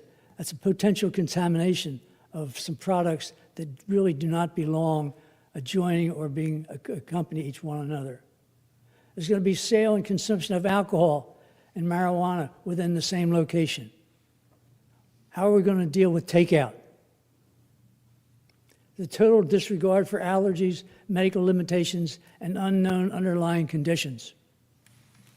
There's no positive benefit to the health and general welfare for the public or the city of Cape May. If nothing is done, the precedent setting may increase the additional food and beverage businesses to get involved and it will become out of control. This is the first step that someone is making outside of the law in the city of Cape May dealing with marijuana. There's a tremendous negative influence on the youth and individuals. And Zach, you have 3 young children. I don't think you would want to have them exposed to the potential of cannabis dinners.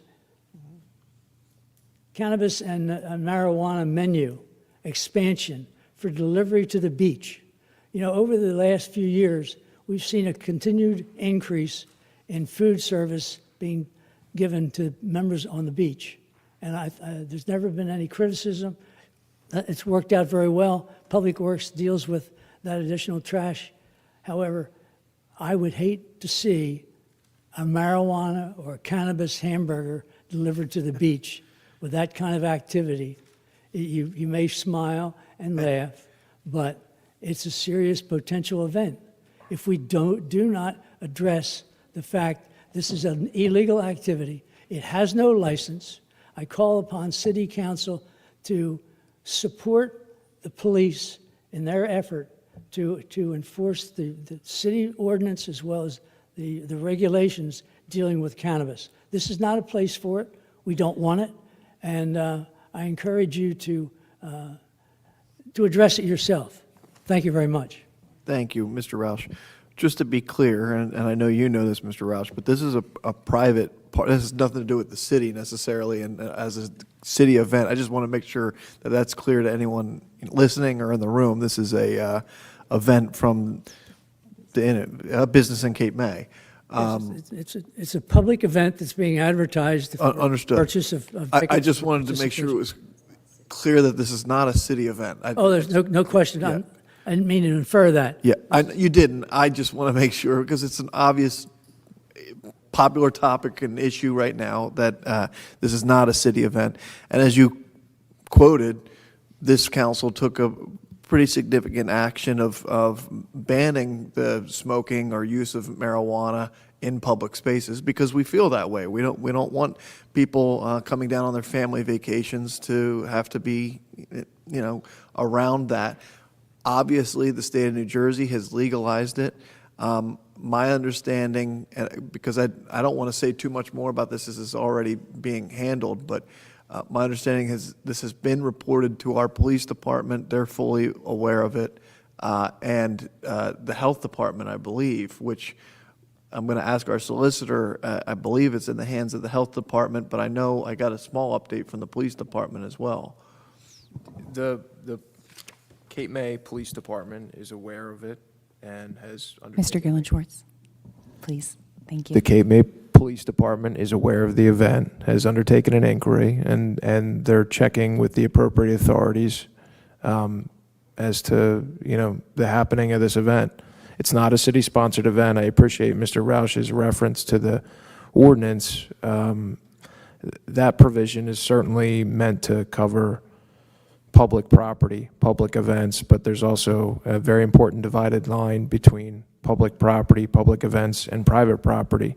But that doesn't mean that there aren't other issues with this, and the police department is following up with the appropriate authorities. Thank you very much. Thank you. Anyone else wishing to speak, please come to the microphone, state your name and address. Joe Schulte, 409 Elmira. Quite some time ago, Elmira was widened, and when that was widened, the city deeded to 409 Elmira 2 parking spots in the adjacent parking lot. And Mr. Dietrich and I have talked about this. About a year and a half, we worked on developing plans to develop this whole site. And at that time, there was parking, well, the lot at one has been changed a few times. And at that time, when we started all this, there was parking meters in the parking lot adjacent. It's that only parking lot that has the graded, I think we're all familiar with that lot. So the issue that I have moving forward, because the lot is now moved to Park Mobile, is how can you even really designate the 2 closest parking spots to 409 Elmira? And then even moving forward, you know, at this time, we actually have the property for sale. Do we even want to start a conversation, does the city want to buy that or my lot?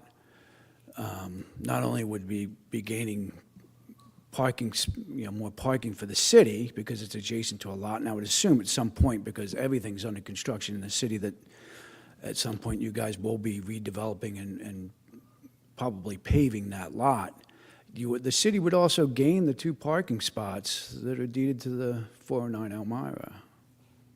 Just bringing it and see if there's any interest in the city. Council, if I could interrupt you, Joe. Joe has been in contact with the city manager, as he said, and he has spoken to me. I said, look, would you mind coming to a council meeting and bringing that up to all of council so that we can all kind of hear your thoughts on that? And I appreciate you coming to do that. I don't think anybody at the table wants to necessarily comment on it at this time, but I think I appreciate you saying that in public and bringing it to our attention for our consideration to talk about, you know, as we move forward. Sure, sounds good. Joe, thank you very much. I appreciate it. If- Did you want me to? City Go ahead. manager? So I did have discussions with Joe, and I did mention it to the mayor. I'm starting to, was doing some due diligence on trying to look at the price that he has it offered for sale, talking with our tax assessor on, you know, comparable sales and you know, what potential value it is for the city, but then also doing a parking layout on the parcel to see how many parking spaces we might be able to potentially get there to kind of, you know, capitalize, you know, realize what revenue we would generate by. I'm sorry, there's a potential for more than 2, is what you. Oh, there's definitely a potential for more Okay. than 2 spaces, Okay. that if we purchased his property to expand the parking lot and add parking spaces. I haven't been able to sit down and Engineer it, yeah. engineer Yeah. the layout to kind of come up with an analysis to be able to present to council to see if we wanted to move forward in that It's venue. well worth exploring. Yeah, the lot itself is basically 50 by, close to 50 by 100. So you'd probably gain 10 spots on the lot plus the 2 in the parking. You know, even if nothing really comes from this, the main concern is how do we move forward with the 2 parking spots that are deeded, and how do you designate them? Because I'm sort of holding off. There's already been plans and approvals to build, yet I don't really want to move forward with any building of anything till we really know what's going to happen with those 2 parking spots, because it gets complicated because Yeah, I nothing's really understand. designated what spots for what location. Well, I would say we as a council may need a little bit of time for. Oh, yeah, take your time. Yeah. But if there is interest in there, Yeah. and I currently have it for sale, I'd be willing to even hold it if there was some say, hey, we need to talk about this down the road. Okay. Would you help orient me to where exactly 409 without having to pull out my phone? All right, so Depot Market, Prawn. Depot Market, okay. Depot Okay, Market. Thank you very Yep, much. it's right there in that parking lot. Fine, yeah. It just doesn't support it. You can't, the location, yeah. The food was always delicious. Thank you. Thank you. But then it was city and regulations and health department. It needs to be torn down and rebuilt. Thank you. Thank you, Dr. Maslow. Okay. Scott Maslow, 18 Second Avenue. I believe all of you would agree that on-street parking is one of the biggest issues facing Cape May's future, especially affects the quality of life of our residents. The most important safeguard in place to control parking traffic is through our building codes and ordinances. Without a clear and defined code and ordinances, our planning board and our zoning board will be unable to achieve the balances between residential and commercial properties intended with the formation of our master plan. There are two ordinances, 412 on outside seating and 525 defining accessory uses for hotels, that leave such a gaping hole to interpretation. It will adversely affect our ongoing parking and traffic problems. I'm not talking about 2 spots, I'm talking about hundreds. None of you wrote these codes. But why I'm here today is to ask you to revisit them to determine if they still are in the best interest of Cape May. What prompted me to come here today was after watching the February 13th Planning Board meeting and the discussion that ensued concerning outdoor seating, and it also pertained to the accessory uses of hotels. If any of you have time, start watching it around the 45-minute mark. That's when the discussion started. It will explain it better than me of all the pros and cons going on in the planning board. It went on for approximately an hour. It shows the lack of understanding of the interpretation and the intent of these ordinances. Even Rich King, the planning board attorney, who I respect his vast knowledge of municipal law and is far beyond me, could make no sense of this code. At approximately 1 hour and 37 minutes, he called this ordinance totally flawed, and I totally agree with him. Many of the planning board members had little guidance with this ordinance because of the way it was written. It wasn't their lack of understanding, it's so bleak as far as its intent that it needs to be looked at. I just want to make a few comments. I don't want to go on too long with some of the problems in the codes and how they will adversely affect ongoing parking. When you start classifying a seat as only a seat that's 30 inches, or a table only being a table 30 inches high and 36 inches wide, you start to get developers or applicants saying a seat is not a seat if it's 29 inches. It is not a table if it's a bench that seats 6 people. It just lays interpretation down to the point that as a board member, you can't make a rational decision. And as attorney for the board, he cannot say to the board member, this is not how the code reads. The intent for the outdoor seating was initially to allow, as many of you know, for hallways, lobbies, verandas, places or chairs right outside of a condo association. It was not intended to allow outside decks, as was testified at this meeting, to have an accessory use for a restaurant bar with no requirements providing for on-street parking. And again, we're not talking about 1 or 2 where we have as residents fights sometimes with the zoning board to get a particular project through. We are talking about hundreds. We have a number of commercial properties as I'm walking across the promenade that have these flat surfaces that will be asking for the same considerations down the line. And also, I'm not singling out historic properties that have separate regulations and have separate considerations that I think that our code should allow.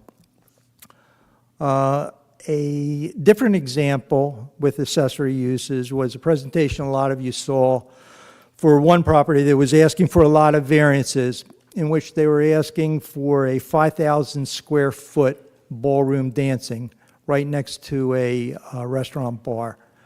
Now, everybody fully knows that this thing is not going to be used for ballroom dancing. The other rationale being used by applicants and developers, it's only for hotel guests.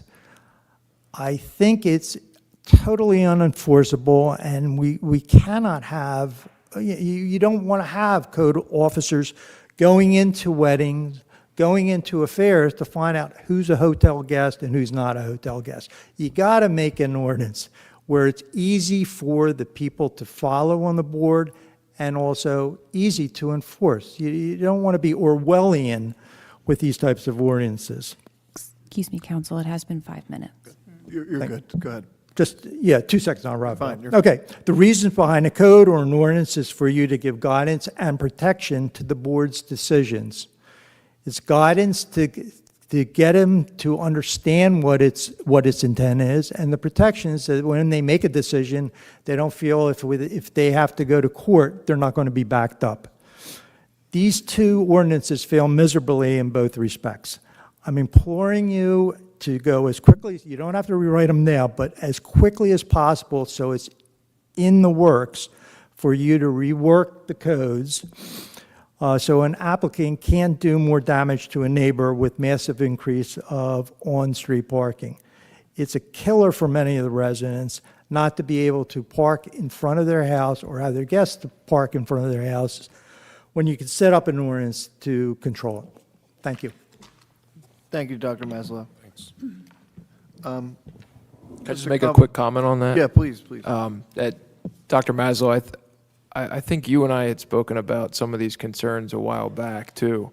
And one of the things that this council did not create that outdoor seating ordinance, but it did amend it in 2022 to make what I thought at the time was an important clarification, which was that section of the code expressly is not a vehicle for increasing seating. It's for allocation of existing seating, with the understanding that you can have that accessory use, but that determination as to whether that seating and if there's an increase was going to be an appropriate determination, not for a zoning officer to make just on the fly, but for the planning board to make that, or the zoning board, whatever the case may be. So that I thought at the time was an important clarification to help shore that up and corral that towards, to let the board make that determination, have that be a parking discussion, rather than be some ambiguous provision as it was before. So I'm not saying it's perfect, but that was at least one of the measures that I think council took to try and clean things up. And again, it probably didn't catch everything, but. Dr. Maslow. Doctor. Dr. Maslow.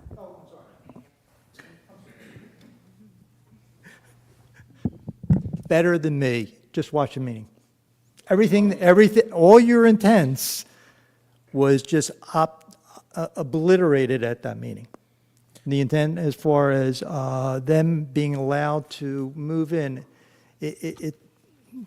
it's easier explained if you watch the meeting. Sure. It really is. I'll take a look at it, but I just wanted to note that, too. Yes. That's in there. You have done very well as far as changing things around. But this is an ordinance now that's just so opaque that it's going to be problems for the city. That's my biggest. Thank you, Dr. Maslow. I think we all agree the one thing, we've added some parking, but I got to tell you, parking is probably one of my lesser favorite topics because I always feel like we spin in circles, and frankly, the answer is there's not a really easy answer. But I do think one of the easiest answers is preserving what you have. And I think obviously that gets to what you're talking about, Dr. Maslow, is making sure that we preserve the parking that we do have today and making sure that's clear within the ordinance. So I don't think anyone would be opposed to taking a look at that and obviously working with the planning board to do so. Good? Yeah? Okay.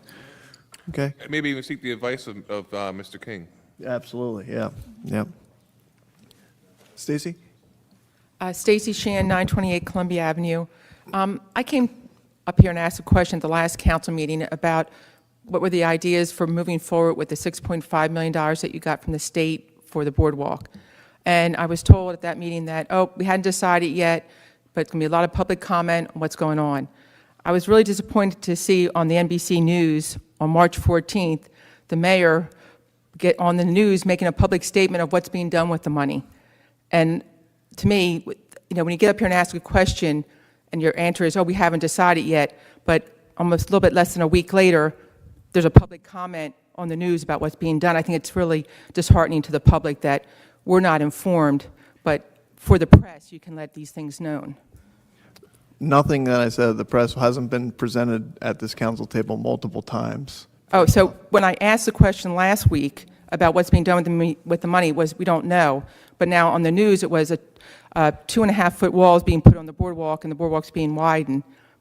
I come all the meetings. I never heard of a 2.5-foot wall being added to the boardwalk, south of Convention Hall.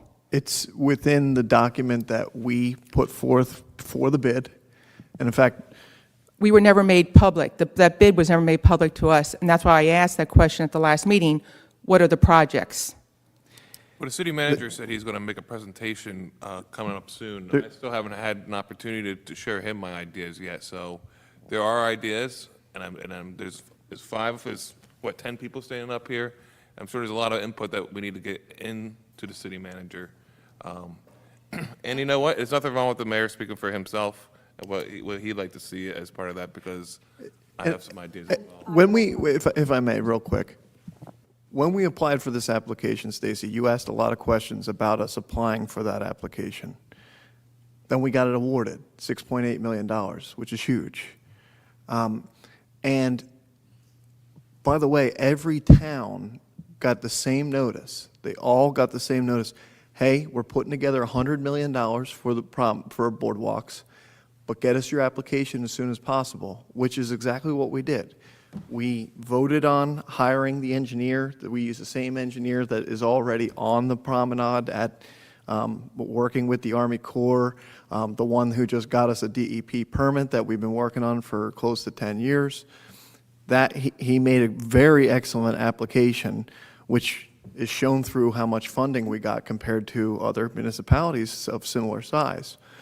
We received $6.8 million based on that application, and that application you can read. It's fixing up the promenade. It's, yes, there's resiliency, because resiliency was a major part of that grant. If you wanted to get money and funding for the grant, they gave you extra points for resiliency. So we took the exact same design that has been presented here multiple times, at least a half dozen times. No, you're wrong. I'm not wrong The designs about that, were never Stacey. presented. I even asked at the last I'm not wrong council about meeting. that. It's been presented here at least a half dozen times to show folks the seawall. We're not trying to build a secret seawall. The seawall is designed, it's posted on the city website, it's in multiple news articles, we've had multiple presentations that show the design. You showed the extension of the promenade. You have never shown that you wanted to add on a 2.5-foot wall. That's south not what of I the- just said. What I said is we took that 2.5-foot seawall, that seating wall, from the design. The engineer took the exact same one that's going to be on that half of the promenade, and he put it on the other half of the promenade. Now, we have $6.8 million plus a 10% match, so we have just over 7, right. So 7 point, what am I, 6, yeah, thank you. So we can't do the entire project, okay? So a lot of this is going to be repairing the existing seawall. Now, if you want to get upset about that and you don't like the plan, that's No, fine. it's not to do with the plan is. The fact is, I came up here at the last council meeting and asked, what are your plans to do with the money? And it was stated, we don't have the plans that we're going to talk about, nothing was made in stone. And we don't. Which is fine. And But then we you don't. go on TV and you make a statement, this is what we're doing. But that's his choice to make that statement as the mayor, just like if And I Council said Mayor wanted to I make a said in statement. the interview, whether they put it on air or not, I have no idea, because I truly don't even remember. But they asked, what do you plan on doing with the funding? I said, we're going to do repairs on the promenade, and I pointed out the repairs that were on there. I said we had a plan in here to do a seating wall. That seating wall would be a resiliency aspect. Now, I didn't say when that was being done. I didn't say what phase that was in. So you can take a 30-second clip on NBC if you want to take that and take that to town, fine. But what I'm telling you right now at the table is we haven't come up with a full plan yet. And the good thing is, it's amazing that we can get $6.8 million in funding and turn it into a bad thing somehow. I truly don't understand. No, I want open and transparent government. That's what I'm looking for, open and transparent government. Stacy, You're asking for a plan that doesn't exist, Stacy. We don't Oh, a plan know doesn't yet. exist now. You just told me you had all these presentations on this plan. No, I told you what was in the grant application. We have to follow the grant that we applied for, okay? What is in that grant? Repairing. And it goes into a voluminous amount of detail on all of the issues on the promenade. It talks about a seating wall for the resiliency. And frankly, I'm not prepared to give a presentation on that, but what it is it's simply borrowed from the rest of the design of the promenade. What it allows the city to do is protect the city from storm surge without elevating the entire promenade. It makes all the sense in the world, and at some point in the near future, we would like to give a full-scale presentation on that. But it's like as soon as you hear that we get the $6.8 million in funding, you want to pin something on us as if we haven't done something. No, I was just asking what your plans were. That was all my question was at the last meeting. So Stacy, I'm sorry, Mr. Dietrich, as a council member, I'm meeting this week with Mr. Dietrich and the mayor. What the mayor has explained, and I, saw the clip, a very small portion of it. There was almost $20 million worth of, ask when the application went in. It went from everything from widening to repairing to having handicap access, a great many things. I can speak for myself only, and I think Councilman Meyer said the same. We haven't, as a council, decided. The mayor may have his own opinion and views. I have not sat down and gone through that, and I don't know whether or not my fellow council members have or not. We all will have views. Some of them may be unrealistic. We have $6.8 million. That's all we have, and a 10% kick-in that the city has to do. On a $20 million build to do everything we want, realistically, we're not going to get everything we want. I can tell you right now, what the mayor would like to see, he will have a discussion with me and probably every other council member, and when we come back and say, this is what we will be doing with the $6.8 million, but know that we still have other asks and other needs that may have to come further down the road. I can tell you emphatically, I haven't gone through any of that. I haven't made a decision, but welcome the ability to do so. So just want to make sure we're very clear. What Zach is saying is there have been times where that presentation and what was seen in that clip was sometimes isolated. It's not in the context of everything else. I do know some of the things that were part of that grant. But realistically, not all of it's going to be done, and I'm not sure we as a council will have to come up with what we think are the most important things to do now for resiliency, access, and protection of the beach. Thank you. And I'm just going to move on to my other question is, Franklin Street School had a lot of lead, extremely a lot over the legal limit. And I just want to make sure with Paul that you probably aren't aware of that make sure testing is done on that before we... I am aware of it. Okay. And it's part of the process before they start moving any furniture in. They'll have a lead abatement contractor come in. I mean, all the lead has been removed, but before they start moving any new furnishings in, they will do, and contractor's done a white clean down of the entire building, and all construction activities, major construction activities are done. They will have a lead abatement contractor come in and test it for lead. Okay, you have to make sure, too, that we didn't have the correct one, that you have a New Jersey licensed one that comes in, that they are for that. Okay. Of course. I know it's of course, but we've had hired ones in the it's- past that no, weren't it's- licensed. Of course. My next question is the water tower. I didn't see it on the budget. We've spent like over $1 million on beautification of these parks, which are really nice, but the water tower has been denied the funding to get painted for the last couple of years. It's over $1 million. I wasn't sure if I saw that in the budget or not. And I said this was a snapshot of the You're right, and that's things. why I'm just bringing it that's- I am aware of that project. Actually, Councilman Meyer and myself, we did a tour of the town about a month ago, and that was one of the stops that we made and looked at the water tower and just, he asked about that, so that'll be one of the things, just as several of the public works vehicles that weren't included in that thing. So once we introduce this budget, I'll be, that's the second sit down with Kevin is then we sit down and we'll develop that capital bond project list that we'll do and we'll evaluate all the different projects that need to be funded. Now, my next question doesn't have to be answered tonight, but I just, in the future, if I could just ask it now and then get an answer in the future. Is there a target that council and you are looking for the surplus budget? And you don't have to answer it. You know what I'm saying? Right now, it's at 14 million. Is there a target of we want to keep at least 10 million in there? Is there a target that you're looking for to keep in the surplus? That's it. Thank you. And just anyone who has questions and really wants detailed answers, I would ask you to send them to us. If you really want a correct answer and you want a detailed answer, you'll get a better one if you email us and give us time to consider it so that it's not just fire off question after question each council meeting.